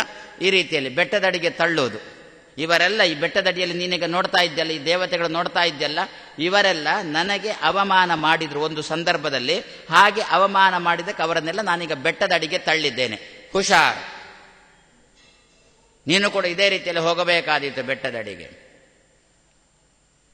ಸರಿ, ಇಂದ್ರದೇವರು ಬೆಟ್ಟವನ್ನು ಮುಚ್ಚಿದ್ರು. ಆಯ್ತಾ, ಮುಗೀತಾ? ಇಲ್ಲಿಗೆ ನಿಲ್ಲಿಲ್ಲ. ನಾನು ಇವರಿಗೆ ಗಂಡ ಸಿಗ್ತಾನೆ ಅಂತ ಹೇಳಿದ್ದೆ ಅಲ್ವ? ಇವರು ನನ್ನ ತಪಸ್ಸು ಮಾಡಿದ್ರಲ್ಲ, ನನ್ನ ಹತ್ರ ವರ ಕೇಳಿದ್ರಲ್ಲ, ಗಂಡ ಬೇಕು ಅಂತ ವರ ಕೇಳಿದ್ರಲ್ಲ, ನಿಮಗೆ ಗಂಡ ಸಿಗ್ತಾನೆ ಅಂತ ಅಂದಿದ್ದೇನಲ್ಲ, ನೀನೇ ಹೋಗು ಭೂಮಿಗೆ ಅಂತ ಇಂದ್ರನಿಗೆ ರುದ್ರದೇವರು ಬೈದೇ ಬಿಟ್ರು. ನೀನು ನನ್ನನ್ನು ಬೈಲಿಕ್ಕೆ ಬಂದಿದ್ಯಾ? ನಾನು ಯಾರು ಅಂತ ತಿಳ್ಕೊಳ್ಳಿದ್ರೆ ನನ್ನನ್ನು ದಬಾಯಿಸಲಿಕ್ಕೆ ಬಂದಿದ್ಯಾ? ಇವಳಿಗೆ ವರ ಕೊಟ್ಟಿದ್ದೇನೆ, ನಿನಗೆ ಗಂಡ ಸಿಗ್ತಾನೆ ಭೂಮಿಯಲ್ಲಿಂತ ವರ ಕೊಟ್ಟಿದ್ದೇನೆ. ಯಾರು ಗಂಡ ಅಂತ ಇನ್ನು ಹೆಣ್ಮಕ್ಕಳು ಕೇಳಲಿಕ್ಕಿಲ್ಲ, ನೀನೇ ಹೋಗು ಭೂಮಿಯಲ್ಲಿ ಹುಟ್ಟಿ ಇವಳಿಗೆ ನೀನು ಗಂಡನಾಗಿ ಬಾ. ತಪ್ಪಾಯಿತು ಅಂತ ಅಂದುಬಿಟ್ರು. ಇಂದ್ರದೇವರು ದೇವರ ಅನುಗ್ರಹ ಪಡ್ಕೊಂಡು ಭೂಮಿಗೆ ಬಂದು ಬಿಟ್ರು. ಆಮೇಲೆ ಬ್ರಹ್ಮದೇವರು ಬಂದರು ಅಲ್ಲಿಗೆ. ಆ ಬ್ರಹ್ಮಚಾರಿ ಇದ್ದಲ್ಲಿಗೆ ಬ್ರಹ್ಮದೇವರು ಬಂದರು. ಏನು ಒಳ್ಳೆಯದು, ಏನು ಒಳ್ಳೆಯದು? ಅವನಿಗೆ, ಆ ಇಂದ್ರನಿಗೆ ಏನು ಹೇಳಿದ್ದು ನೀನು? ಅಲ್ಲ, ನನಗೆ ಅವಮಾನ ಮಾಡಿದ್ದಕ್ಕೆ ಆ ದೇವತೆಗಳನ್ನು ಬೆಟ್ಟದಡಿಗೆ ನಾನು ತಳ್ಳಿದ್ದು ಅಂತ ಇಂದ್ರನಿಗೆ ಹೇಳಿ. ನಿಜನಾ ಇದು? ಅಲ್ಲ. ಮತ್ತೆ ಯಾಕೆ ಸುಳ್ಳು ಹೇಳಿದ್ದು ನೀನು? ಏನು ಮಾಡೋಣ, ಇಲ್ಲದೆ ನನಗೆ ಬೇರೆ ಏನು ಮಾಡೋದು ಅಂತ ಗೊತ್ತಾಗಿಲ್ಲ, ಅದಕ್ಕೊಂಚೂರು ಹೀಗೆ ಹೇಳಿ, ಹೋಗು ಭೂಮಿಗೆ ನಡಿ. ಅಲ್ಲ, ತಪ್ಪು ಮಾಡಿದವರೆಲ್ಲ ನರಕಕ್ಕೆ, ಆದ್ರಿಂದ ಹೋಗು ಭೂಮಿಗೆ ಅಂತ ಹೇಳಿದ್ದಲ್ವಾ? ಅಂದರೆ ನರಕವ ಭೂಮಿ ಅಂದರೆ? ಮತ್ತೆಂದ್ರೆ ಪುನಃ ಪ್ರತ್ಯೇಕ ಹೇಳಬೇಕಾ? ಹೋಗು ಭೂಮಿಗೆ. ಯಾರಿಗೆ ಇದು ಮಾತು? ರುದ್ರದೇವರಿಗೆ. ಯಾರಿಂದ ಬಂದ ಮಾತು? ಬ್ರಹ್ಮದೇವರಿಂದ. ನೀನು ಅವಳಿಗೆ ವರ ಕೊಟ್ಟಿದ್ಯಲ್ಲ, ಆ ದೇಹದಲ್ಲಿ ನಿನ್ನ ಹೆಂಡತಿ ಪಾರ್ವತಿಯೂ ಸೇರಿದ್ದಾಳಲ್ವಾ? ಅವಳಿಗೂ ವರ ಕೊಟ್ಟಿದ್ಯಲ್ವ, ಗಂಡ ಸಿಗ್ತಾನೆ ಅಂತ ವರ ಕೊಟ್ಟಿದ್ಯಲ್ಲ, ಅವಳಿಗೆ ಸಿಗಬೇಕಾಗಿರತಕ್ಕಂಥ ಗಂಡ ಯಾರು? ನೀನೇ ಅಲ್ವ? ಹೋಗು ಭೂಮಿಗೆ. ನೀನು ಇಂದ್ರನನ್ನು ಭೂಮಿಗೆ ದಬ್ಬಿದ್ಯಲ್ಲ, ಆ ಹೆಣ್ಮಗಳಿಗೆ ವರ ಕೊಟ್ಟು ಗಂಡನಾಗು ಅಂತ ಇಂದ್ರನನ್ನು ದಬ್ಬಿದ್ಯಲ್ಲ, ನಾನು ನಿನ್ನನ್ನು ಹಾಗೆ ದಬ್ಬುತ್ತೇನೆ, ಹೋಗು ಭೂಮಿಗೆ. ಅಂದರೆ ಅವಳಿಗೆ ಗಂಡನಾಗಿ ಅಲ್ಲ, ನಿನಗೆ ಹೆಂಡತಿಯೇ ಸಿಗದೆ ಹೋಗಲಿ ಭೂಮಿಯಲ್ಲಿ. ಯಾಕೆ? ಸುಳ್ಳು ಹೇಳಿದ್ದಕ್ಕೆ. ಓಹೋ, ಹಾಗಾದರೆ ಈಗಾಯ್ತಲ್ಲ, ಇನ್ನು ಮುಂದೆ ಆದರೂ, ಮುಂದಿನ ಜನ್ಮಕ್ಕಾದರೂ ಒಂಚೂರು ಜಾಗ್ರತೆ, ಸುಳ್ಳು ಹೇಳದಿರೋಣ. ಯಾಕೆ? ಹುಡುಗಿಯೂ ಸಿಗಲಿಕ್ಕೆ, ನಮಗೆ ಹುಡುಗನೂ ಸಿಗಲಿಕ್ಕೆ ತುಂಬ ಒದ್ದಾಡ್ತಾ ಇರ್ತೇವೆ ಕೆಲವು ಸಂದರ್ಭದಲ್ಲಿ. ಒಂದು ಹುಡುಗಿಯನ್ನು ಹುಡುಕಲಿಕ್ಕೆ, ಒಂದು ಹುಡುಗನನ್ನು ಹುಡುಕಲಿಕ್ಕೆ ಯಾಕೆ ಸಿಗುವುದಿಲ್ಲ? ಯದ್ಯಪಿ ತುಂಬ ಉದ್ಯೋಗ ಮಾಡುವ, ಭಾರೀ ಕೈ ತುಂಬ ಸಂಬಳ, ಅವಳಿಗೂ ಸಂಬಳ ಭಾರಿ, ಅದೇ ತೊಂದರೆ ಆದದ್ದು. ಅವಳಿಗೂ ಕೈ ತುಂಬ ಸಂಬಳ, ಇವನಿಗೂ ಕೈ ತುಂಬ ಸಂಬಳ. ಈಗ ಇವನಿಗೆ ಮಾತ್ರ ಕೈ ತುಂಬ ಸಂಬಳ ಆದರೆ ಏನಾದರೂ ಆಗುತ್ತಿತ್ತು ಕಾಣುತ್ತೆ, ಅವಳಿಗೂ ಕೈ ತುಂಬ ಸಂಬಳ ಬರಲಿಕ್ಕೆ ಹೋಗಿ, ಇನ್ನು ಬೈಬೇಡಿ ನನ್ನನ್ನು, ಲೋಕದಲ್ಲಿ ಅನುಭವಿಸ್ತಾ ಇದ್ದೀರಾ ಅಷ್ಟೇ ಸಾಕು, ನನ್ನನ್ನು ಬೈಬೇಡಿ. ಯಾಕೆ ಹೀಗಾಗುತ್ತೆ ನೋಡಿ? ಇಲ್ಲಿ ದೇವತೆಗಳಿಂದ ಒಂದು ಸಂದೇಶ ರವಾನೆ ಆಯಿತಾ ನಮಗೆ, ಸಮಾಜಕ್ಕೊಂದು ಪಾಠ ಸಿಕ್ಕಿತ. ನಾವು ಜೀವನದಲ್ಲಿ ನಮಗಾಗಿ ನಾವು ಮೆರೆಯುವುದಕ್ಕೋಸ್ಕರ ಇನ್ನೊಬ್ಬರಿಗೆ ಸುಳ್ಳು ಹೇಳಿದರೆ ಆವಾಗ ಮುಂದಿನ ಜನ್ಮದ ಫಲಿತಾಂಶ ಏನು ಎನ್ನುವುದು ಇಲ್ಲೇ ಒಂದು ಸಂದೇಶ ಚತುರ್ಮುಖ ಹೊರಡಿಸಿಯೇ ಬಿಟ್ಟ. ಸುಳ್ಳು ಹೇಳಿದ್ಯಾ ನೀನು, ಮೆರೆಯುವುದಕ್ಕೋಸ್ಕರ ಆ ಇಂದ್ರನ ಹತ್ರ ಸುಳ್ಳು ಹೇಳಿದ್ಯಾ. ಯಾಕೆ? ಏನು ಅಂತ? ಆ ದೇವತೆಗಳು ನಿನಗೆ ಅವಮಾನ ಮಾಡಿದ್ದಕ್ಕೆ ಬೆಟ್ಟದಡಿಗೆ ಹೋದದ್ದು, ನೀನೇ ತಳ್ಳಿದ್ದು ಅಂತ ಸುಳ್ಳು ಹೇಳಿದ್ಯಾ. ಹೋಗು ಭೂಮಿಗೆ, ನೀನು ಭೂಮಿಯಲ್ಲಿ ಹುಟ್ಟು, ಅವಳಿಗೆ ಗಂಡ ಅಲ್ಲ. ಯದ್ಯಪಿ ನಿನ್ನ ಹೆಂಡತಿ ಆ ದೇಹದಲ್ಲಿದ್ದಾಳೆ, ನೀನು ಆ ದೇಹದಲ್ಲಿದ್ದಂಥ ಚೇತನಕ್ಕೆ ವರ ಕೊಟ್ಟಿದ್ದು ಏನು ಅಂತ? ನಿನಗೆ ಗಂಡ ಸಿಗುತ್ತಾನೆ ಅಂತ ವರ ಕೊಡುವಾಗ ನಿನ್ನ ಹೆಂಡತಿ ಪಾರ್ವತಿಗೂ ಗಂಡ ಸಿಗುತ್ತಾನೆ ಅಂತ ವರ ಕೊಟ್ಟಿದ್ಯಲ್ವೋ, ಪಾರ್ವತಿಗೆ ಸಿಗತಕ್ಕಂಥ ಗಂಡ ಅಂದರೆ ನೀನೇ ಆಗಬೇಕಲ್ಲೋ. ಹೋಗು ಭೂಮಿಗೆ ಹೋಗು. ನಿನಗೆ ಮಾತ್ರ ಹೆಂಡತಿ ಸಿಗೋಲ್ಲ, ನಿನಗೆ ಮಾತ್ರ ಜೀವನದಲ್ಲಿ ಲಗ್ನ ಆಗೋಲ್ಲ. ಹೋಗು ಭೂಮಿಗೆ ಅಂತೇಳಿ ಚತುರ್ಮುಖ ರುದ್ರದೇವರನ್ನು ತಾನು ಭೂಮಿಗೆ ತಳ್ಳಿದ. ರುದ್ರದೇವರು ಸಹ ಅಶ್ವತ್ಥಾಮ ಶಿವ ಅಭವತ್. ಅದೇ ತಕ್ಷಣದಲ್ಲಿ ಇಷ್ಟು ಘಟನೆಯನ್ನು ಉಲ್ಲೇಖ ಮಾಡಿ ಆಚಾರ್ಯ ಮಧ್ವರು ತಕ್ಷಣದಲ್ಲಿ ಸಹ ಶಿವ ಅಶ್ವತ್ಥಾಮ ಅಭವತ್, ಅದೇ ರುದ್ರದೇವರು ಅಶ್ವತ್ಥಾಮನಾಗಿ ಭೂಮಿಗೆ ಬಂದ್ರು ಅಂತ ಉಲ್ಲೇಖ ಮಾಡಿದ್ರು. ಹಾಗಾದರೆ ಏನು ನೋಡಿ, ದೇವತೆಗಳು ತಮ್ಮನ್ನು ತ್ಯಾಗ ಮಾಡಿಕೊಂಡ್ರಲ್ಲ, ಉದ್ದೇಶ ಏನು?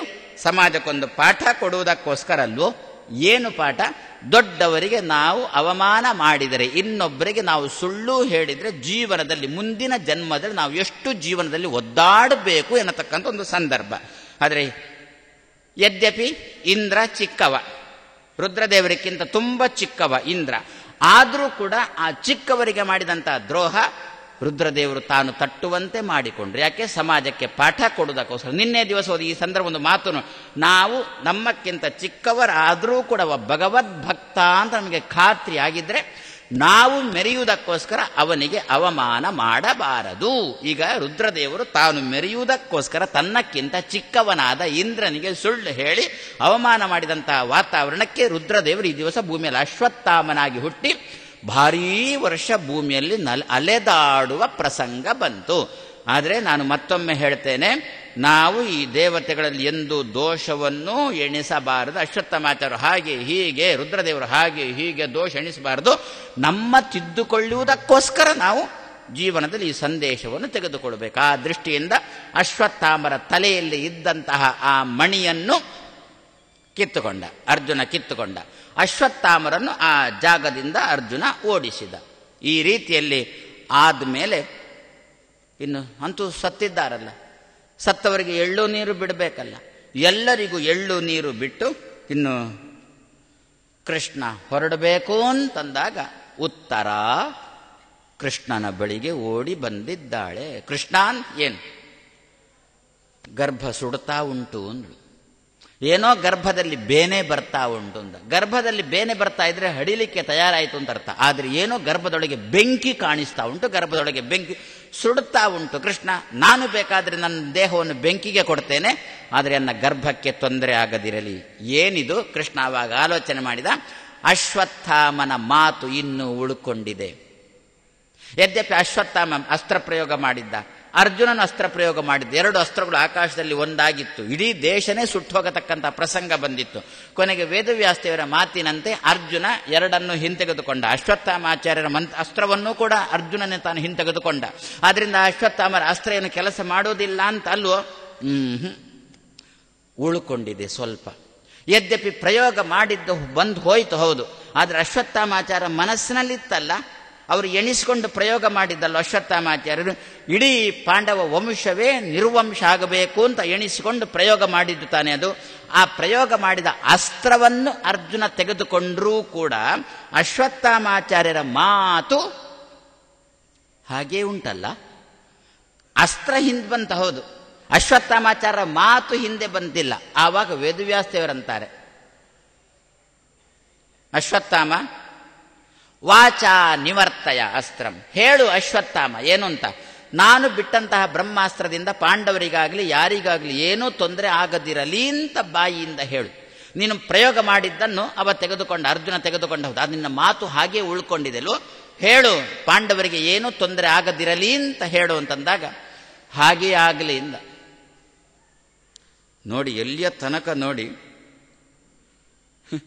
ಏನು ಹಾಗೆ ಆಗಲಿ ಅಂದರೆ ಸಾಕಾಗುತ್ತಾ? ಹಾಗೆ ಆಗಲಿ, ಅದು ಯಾವಾಗ ಗೊತ್ತಾ? ಹಾಗೆ ಆಗಲಿ ಅಂತ ಹೇಳೋದು ನಮಗೆ ಹೇಳಲಿಕ್ಕೆ ಮನಸ್ಸಿಲ್ಲದಿರುವಾಗ ಹಾಗೆ ಆಗಲಿ ಹೊರತು ನಾವು ಬಾಯಿ ಬಿಟ್ಟು ನಾನು ಪ್ರಯೋಗ ಮಾಡಿರತಕ್ಕಂಥ ಅಸ್ತ್ರದಿಂದ ಪಾಂಡವರಿಗೆ ಏನು ಆಗೋದಿರಲಿ ಅಂತ ಇಷ್ಟು ಹೇಳಲಿಕ್ಕೆ ನಮಗೆ ಮನಸ್ಸು ಬಿಡೋಲ್ಲ. ಅಷ್ಟು ಹಾಗೆ ಇರುತ್ತೆ ನಮಗೆ ಅಲ್ಲೂ. ಅಂತಹ ಸಂದರ್ಭದಲ್ಲಿ ಹಾಗೆ ಆಗಲಿ ಅಂತ. ಹಾಗಾದರೆ ಬಾಯಿಯಲ್ಲಿ ಸ್ಪಷ್ಟ, ವೇದವ್ಯಾಸದೇವರು ಮತ್ತೇನು ಮಾತಾಡಲೂ ಇಲ್ಲ. ಹಾಗೆ ಆಗಲಿ ಅಂತ ಅಶ್ವತ್ಥಾಮಂದದಕ್ಕೆ ವೇದವ್ಯಾಸದೇವರು ತಣ್ಣಗಾದರು. ಅದು ಫಲಿತಾಂಶ ಈಗ ಉತ್ತರೆಯ ಗರ್ಭದಲ್ಲಿ ಬರ್ತಾ ಇದೆ. ಪಾಂಡವರಿಗೆ ಏನಾಯಿತು? ಪಾಂಡವರಿಗೆ ಅಲ್ಲಿ ಕೃಷ್ಣ ಇದ್ದ. ಪಾಂಡವರಿಗೆ ಏನು ಮಾಡಲಿಕ್ಕಾಗಿಲ್ಲ. ಈ ಅಸ್ತ್ರವನ್ನು ಪಾಂಡವರ ಮೇಲೆ ಪ್ರಯೋಗ ಮಾಡಿದ, ಏನು ಮಾಡಲಿ? ಯಾಕೆ? ಕೃಷ್ಣ ಅಲ್ಲಿ ಸುದರ್ಶನ ಚಕ್ರ ಹಿಡ್ಕೊಂಡು ಪಾಂಡವರ ರಕ್ಷಣೆ ಮಾಡಿದ. ಆದರೆ ಅಸ್ತ್ರ ಎಲ್ಲಿ ಹೋಯಿತು? ಪಾಂಡವರು ಕುಡಿ ಒಂದಿತ್ತಲ್ಲ ಉತ್ತರೆಯ ಗರ್ಭದಲ್ಲಿ, ಅಲ್ಲಿಗೆ ಪ್ರವೇಶ ಮಾಡ್ತಾ ಇದೆ ಅಂತಂದಾಗ ವೇದವ್ಯಾಸ ಹೇಳಿದಕ್ಕೆ ಹಾಗೆ ಆಗಲಿ ಅಂತಂದ. ಆದರೂ ಉಳ್ಕೊಂಡಿತು. ಇಲ್ಲಿ ಮತ್ತೊಂದು ಸಂದೇಶ ಸಮಾಜಕ್ಕೆ ಬಂತು. ನಾವು ಇನ್ನೊಬ್ಬರಿಗೆ ಉಪಟಳ ಮಾಡ್ತೇವೆ.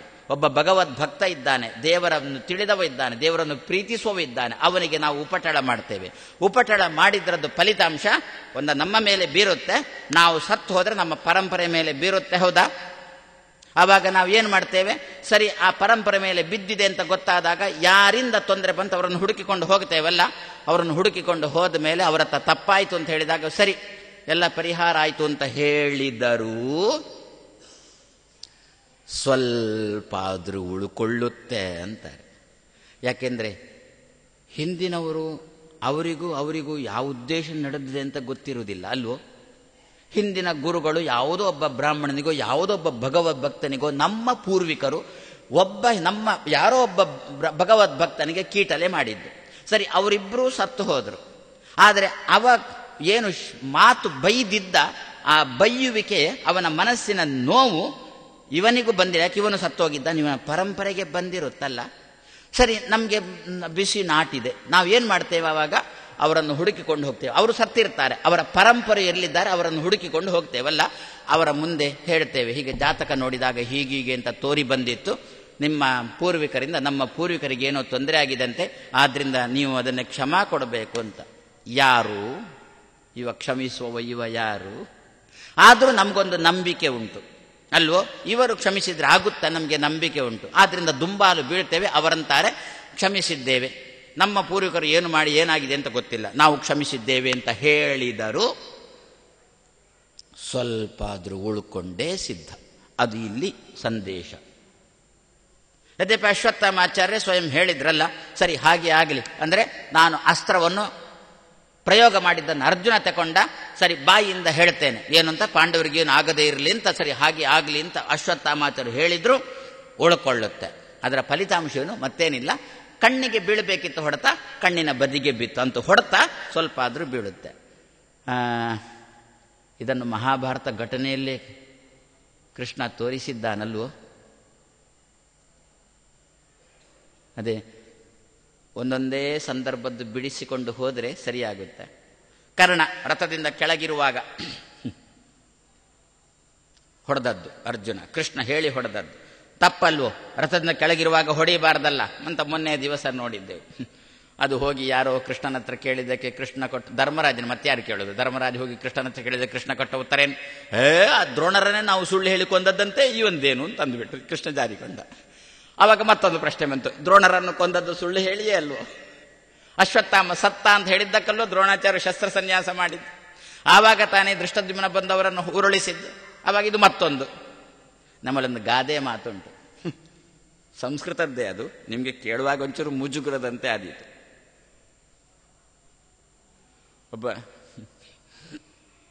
ನಿಂತುಕೊಂಡು ಮೂತ್ರ ಮಾಡ್ತಾ ಇದ್ದ. ನೀವು ಎಣಿಸ್ಬೋದು, ಇದೇನು ಮಹಾ ಅಂತ ಎಣಿಸ್ಬೋದು. ಅಯ್ಯೋ ಗ್ರಹಚಾರನ ನಾಯಿಗಳ ನಾವು, ಶೌಚ ಕೂತ್ಕೊಂಡೇ ಮಾಡಬೇಕು ಅಂತ ನಿಯಮ. ಪ್ರಾಯಶಃ ವೈಜ್ಞಾನಿಕವಾಗಿ ಇರ್ಬೋದು, ಹಾಗೇನೆ ಮೂತ್ರ ಮಾಡುವಾಗ ಕೂತ್ಕೊಂಡೇ ಮೂತ್ರ ಮಾಡಬೇಕನ್ನತಕ್ಕಂಥದ್ದು ವೈಜ್ಞಾನಿಕವಾಗಿ ಇರ್ಬೋದು. ನಾನು ಶಾಸ್ತ್ರದ್ದು ಹೇಳಿಬಿಟ್ರೆ ಏನೋ ಸ್ವಾಮಿಗಳು ಹೇಳ್ತಾ ಇದ್ದಾರೆ ಅಂತ. ನಿಮ್ಗೆ ಅಮೇರಿಕದ ವಿಜ್ಞಾನಿ ಬಂದು ಕೂತ್ಕೊಂಡೇ ಮೂತ್ರ ಮಾಡಬೇಕು ಅಂದಾಗ, ಹೋ ಅಮೇರಿಕದವ್ರು ಹೇಳ್ತಾ ಇದ್ದಾರೆ, ನಾಳೆಯಿಂದ ಕೂತ್ಕೊಂಡೇ ಮಾಡ್ತೇನೆ. ಯಾಕೆ ಗೊತ್ತಾ? ನಾವೇ ಒಂಚೂರು ಆಲೋಚನೆ ಮಾಡೋಣ. ಈ ದುರ್ವಾಸನೆ ಮೇಲೆ ಹೋಗುತ್ತಲ್ವಾ, ಬಿಸಿ ಗಾಳಿ ಮೇಲೆ ಹೋಗುತ್ತೆ. ಆದ್ರಿಂದ ಎಲ್ಲ ಕಡೆಗಳು ಗವಾಕ್ಷ ಅಂತ ಇಡೋದು. ಏನು ವೆಂಟಿಲೇಟರ? ನಮ್ಮ ನಗಬೇಡಿ, ನನಗೆ ಹೇಳಲಿಕ್ಕೆ ಬರೋದು. ಗವಾಕ್ಷ ಅಂತ ಹಿಡಿದು ಅದೇ ಉದ್ದೇಶ ತಾನೆ. ನಾವೆಲ್ಲ ಕೆಳಗೆ ಕೂತಿದ್ರೆ ನಮ್ಮ ಉಸಿರು ಬಿಸಿ ಇರುತ್ತೆ, ಅದು ಮೇಲೆ ಏರುತ್ತೆ. ಮೇಲೆ ಏರಿದಾಗ ಗವಾಕ್ಷದಲ್ಲಿ ಹೊರ ಹೋಗ್ಲಿಕ್ಕೆ ಅನುಕೂಲ ಆಗುತ್ತೆ ಅಂತ ತಾನೇ ಗವಾಕ್ಷ ಅಂತ ಹಿಡೋದು. ಅದೇ ರೀತಿ ಹಾಗಾದರೆ ಬಿಸಿ ಗಾಳಿ, ಆಮೇಲೆ ದುರ್ವಾಸನೆ, ಇದೆಲ್ಲ ಮೇಲೆ ಬರುವುದು ಸಹಜ ಅಂತೆ. ನಾವು ನಿಂತುಕೊಂಡೇ ಮೂತ್ರ ಮಾಡ್ತಾ ಇದ್ರೆ ಆ ಮೂತ್ರದ ದುರ್ವಾಸನೆ ಮೇಲೆ ಬಂದರೆ ಪುನಃ ಮೂಗಿಗೆ ಹೊಡೆಯುವುದಲ್ಲೋ. ನಿಮ್ಮ ಮೂತ್ರ ನೀವೇ ಕುಡಿಯೋದಾದ್ರೆ ಅಡ್ಡಿ ಇಲ್ಲ, ನಮ್ಮ ಮೂತ್ರದ ದುರ್ವಾಸನೆ ನಮ್ಮ ಮೂಗಿಗೆ ಅಂತ ಅಡ್ಡಿ ಇಲ್ಲ. ನಾವೇನು ಮೊರಾರ್ಜಿ ಅಲ್ಲ. ಹಾಗಾದ್ರೆ ಮತ್ತೆ ಕೂತ್ಕೊಂಡು ಮಾಡೋಣ, ಆವಾಗ ದುರ್ವಾಸನೆ ಮೇಲೆ ಹೋಗುತ್ತೆ, ಮೂಗಿಗೆ ಬಡಿಯತಕ್ಕಂಥ ಪ್ರಸಂಗ ಇಲ್ಲ. ಅಂತೂ ಒಂದು ಗಾದೆ ಮಾತು ಏನು ಅಂತ, ಒಬ್ಬ ನಿಂತುಕೊಂಡು ಮೂತ್ರ ಮಾಡ್ತಾ ಇದ್ದ. ಯಾರೋ ಬಂದು ಕೇಳಿದನು, ನಿಂತುಕೊಂಡು ಮೂತ್ರ ಮಾಡ್ತೀಯ ಅಂದ. ಯಾಕೆವ? ಓಡಿಕೊಂಡು ಮೂತ್ರ ಮಾಡುವವನನ್ನು ತೋರಿಸಿದ ಅಂತ. ಏನಂತೀರ? ತಿಷ್ಟನ್ ಮೂತ್ರಯತಃ ಧಾವನ್ ಮೂತ್ರಕಃ ಸಾಕ್ಷಿ ಅಂತ ಒಂದು ಮಾತು. ಇದು ಏನಾಯಿತು? ಕರ್ಣನನ್ನು ಕೊಂದದ್ದು ಹೇಗೆ ಅಂತ ಕೇಳಿದ್ದಕ್ಕೆ ದ್ರೋಣರನ್ನು ಕೊಂದದ್ದನ್ನು ಉದಾಹರಣೆನ ಕೊಟ್ಟದ್ದು. ಒಂದು ತಪ್ಪಿಗೆ ಮತ್ತೊಂದು ತಪ್ಪನ್ನು ಉದಾಹರಣೆನ ಕೊಟ್ಟದ್ದು. ಹೌದಾ? ಹಾಗಾದ್ರೆ ದ್ರೋಣರನ್ನು ಕೊಂದ ಕ್ರಮ ಹೇಗೆ? ಅಶ್ವತ್ಥಾಮ ಸತ್ತ ಅಂತ ಹೇಳಿ ಅಲ್ವ ದ್ರೋಣರನ್ನು ಶಸ್ತ್ರ ಸನ್ಯಾಸ ಮಾಡಿಸಿದ್ದು? ಸುಳ್ಳು ಹೇಳಿ ಅಲ್ವ ಮಾಡಿಸಿದ್ದು? ಇಲ್ಲ. ನಾವು ಚೆನ್ನಾಗಿ ವಿಮರ್ಶೆ ಮಾಡಿದರೆ ಇದರಲ್ಲಿ ಯಾವುದೂ ಸುಳ್ಳು ಇಲ್ಲ. ನಮ್ಮ ಮೇಲೆ ನೋಡ್ತೇವೆ ಮಹಾಭಾರತವನ್ನು, ಅದರಿಂದ ತಪ್ಪು ಅಂತ ಕಾಣುತ್ತೆ. ಏನು ಸುಳ್ಳಿಲ್ಲ. ಏನಂದದ್ದಲ್ಲಿ ಧರ್ಮರಾಜನ ಬಾಯಿಂದ ಕೃಷ್ಣ ಹೇಳಿಸಿದ್ದು. ಕೃಷ್ಣನೇ ಹೇಳಿಬಿಟ್ರೆ ಯಾರು ನಂಬೋಲ್ಲ, ಅದಕ್ಕೋಸ್ಕರ ಧರ್ಮರಾಜನ ಬಾಯಿಂದ ಹೇಳಿದೆ. ಏನು ಅಶ್ವತ್ಥಾಮ ಸತ್ತ ಅಂತ. ಎಷ್ಟು ಸತ್ಯದ ಮಾತು ಗೊತ್ತಾ? ಯಾಕೆ ಸತ್ಯದ ಮಾತು? ದ್ರೋಣಾಚಾರ್ಯರು ಹೋರಾಡ್ತಾ ಇದ್ದಾರಲ್ಲ, ಯಾರು ದ್ರೋಣಾಚಾರ್ಯರು? ಬ್ರಾಹ್ಮಣ. ಏನು ಕೆಲಸ ಮಾಡ್ತಾ ಇದ್ದಾನೆ? ಕ್ಷತ್ರಿಯರ ಕೆಲಸ ಮಾಡ್ತಾ ಇದ್ದಾನೆ. ಬ್ರಾಹ್ಮಣನು ಕ್ಷತ್ರಿಯರ ಕೆಲಸ ಮಾಡಲಿಕ್ಕಿರುವವನ?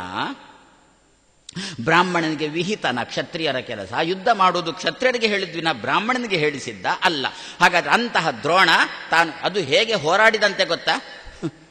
ಹೊಸ್ತಲ್ವೋ ಧರ್ಮ. ಅದರಿಂದ ಖುಷಿ ಆಯಿತು. ಅಂದರೆ ರಾತ್ರಿ ಹಗಲು ಯುದ್ಧ ಶುರುವಾದದ್ದು ದ್ರೋಣರ ಕಾಲದಲ್ಲಿ. ಭೀಷ್ಮರ ಕಾಲದಲ್ಲಿ ರಾತ್ರಿ ಯುದ್ಧ ಇರಲಿಲ್ಲ. ಸಾಯಂಕಾಲ ಸೂರ್ಯಾಸ್ತ ಆಯ್ತಂದ್ರೆ ಮುಗಿದೋಯ್ತು. ಯಾಕೆ? ಆ ಭೀಷ್ಮಾಚಾರ್ಯರಿಗೆ ಹೋರಾಡಿ ಅವರು ಕ್ಷತ್ರಿಯರು ಸುಸ್ತಾಗಿ, ಇದು ಬ್ರಾಹ್ಮಣನ ಕೈಗೆ ಬಂದದ್ದಲ್ಲ, ಸ್ವಲ್ಪ ಖುಷಿಯಾಗಿತ್ತು. ಆದ್ರಿಂದ ರಾತ್ರಿ ಯುದ್ಧ ಮಾಡೋಣ ಅಂತ ಮಾಡಿ. ಹಾಗಾದ್ರೆ ರಾತ್ರಿ ಹಗಲು ಅಂತ ಹೋರಾಡಿರತಕ್ಕಂಥ ಇವ ಯಾರು? ಬ್ರಾಹ್ಮಣ. ಹಾಗಾದ್ರೆ ಬ್ರಾಹ್ಮಣ ಮಾಡಿದ್ದು ತನ್ನ ಧರ್ಮ ಅಲ್ಲ, ಇನ್ನೊಂದು ಧರ್ಮವನ್ನು ಮಾಡಿದ್ದು. ಅಂದ್ರೆ ಅನ್ಯಾಯ ಮಾಡಿದ್ದು. ಒಂದು ರೀತಿಯಲ್ಲಿ ಬ್ರಹ್ಮ ಬಂದು ಇದರ ಫಲ ಯಾರು ಉಣ್ಣಬೇಕು? ದ್ರೋಣ ಉಣ್ಲಿಕ್ಕೆ ಅವನಿಗೆ ಆಯುಷ್ಯ ಮುಗೀತಾ, ಬಾಬಾ ಸಾಯ್ಲಿಕ್ಕಿದ್ದಾನೆ. ಮತ್ತೆ ಯಾರು ಉಣಬೇಕು? ಮಕ್ಕಳು ಉಣಬೇಕಲ್ಲ, ಪರಂಪರೆ ಉಣಬೇಕಲ್ಲ. ಹಾಗಾದ್ರೆ ಕೃಷ್ಣ ಹೇಳಿದ ಮಾತು ಸರಿ ಉಂಟಲ್ಲ? ದ್ರೋಣ ಅಶ್ವತ್ಥಾಮ ಸತ್ತ. ಏನರ್ಥ ಅಶ್ವತ್ಥಾಮ ಸತ್ತ ಅಂದ್ರೆ ನೀನು ಮಾಡಿರತಕ್ಕಂತಹ ಕೆಲಸದ ಪ್ರಭಾವ ಅಶ್ವತ್ಥಾಮನ ಮೇಲೆ ಪರಿಣಾಮ ಬೀರುತ್ತೆ ನೋಡು. ಆದ್ರಿಂದ ನಾವು ಹೇಳೋದುಂಟಲ್ಲ, ದಿವಾಳಿ ಎದ್ರೆ ನಾನು ಸತ್ತೆ, ಏನಾದ್ರೂ ಕಷ್ಟ ಬಂದ್ರೆ ಅವ ಸತ್ತ ಶಬ್ದ ಉಂಟಲ್ಲ, ಅದೇ. ಹಾಗಾದ್ರೆ ಕೃಷ್ಣ ಧರ್ಮರಾಜನ ಮೂಲಕ ಹೇಳಿಸಿದ್ರಲ್ಲಿ ಸುಳ್ಳಿಲ್ಲಲ್ಲ. ಅಶ್ವತ್ಥಾಮ ಸತ್ತ ಅಂತ ಹೇಳಿಸಿದ್ರಲ್ಲಿ ಏನು ಸುಳ್ಳಿಲ್ಲಲ್ಲ. ಯಾಕೆ? ದ್ರೋಣರು ಮಾಡಬಾರದ ಕೆಲಸವನ್ನು ಮಾಡಿದ್ದಕ್ಕೆ ಅದರ ಫಲ ಯಾರ ಮೇಲೆ ಬರುತ್ತೆ ಅಂದ್ರೆ ಆ ವಂಶದ ಪರಂಪರೆಯ ಮೇಲೆ ಬರುತ್ತೆ, ಆ ವಂಶದ ಮಕ್ಕಳ ಮೇಲೆ ಬರುತ್ತೆ. ಅದನ್ನು ಗಮನದಲ್ಲಿಟ್ಟುಕೊಂಡ ಕೃಷ್ಣ ಹೇಳಿದ, ದ್ರೋಣ, ನಿನ್ನ ಚರ್ಯೆಯಿಂದಾಗಿ, ನಿನ್ನ ಕೆಲಸದಿಂದಾಗಿ, ನಿನಗೆ ವಿಹಿತ ಅಲ್ಲದ ಧರ್ಮದಿಂದಾಗಿ ನಿನ್ನ ಮಗ ಸತ್ತ, ಅಶ್ವತ್ಥಾಮ ಸತ್ತ.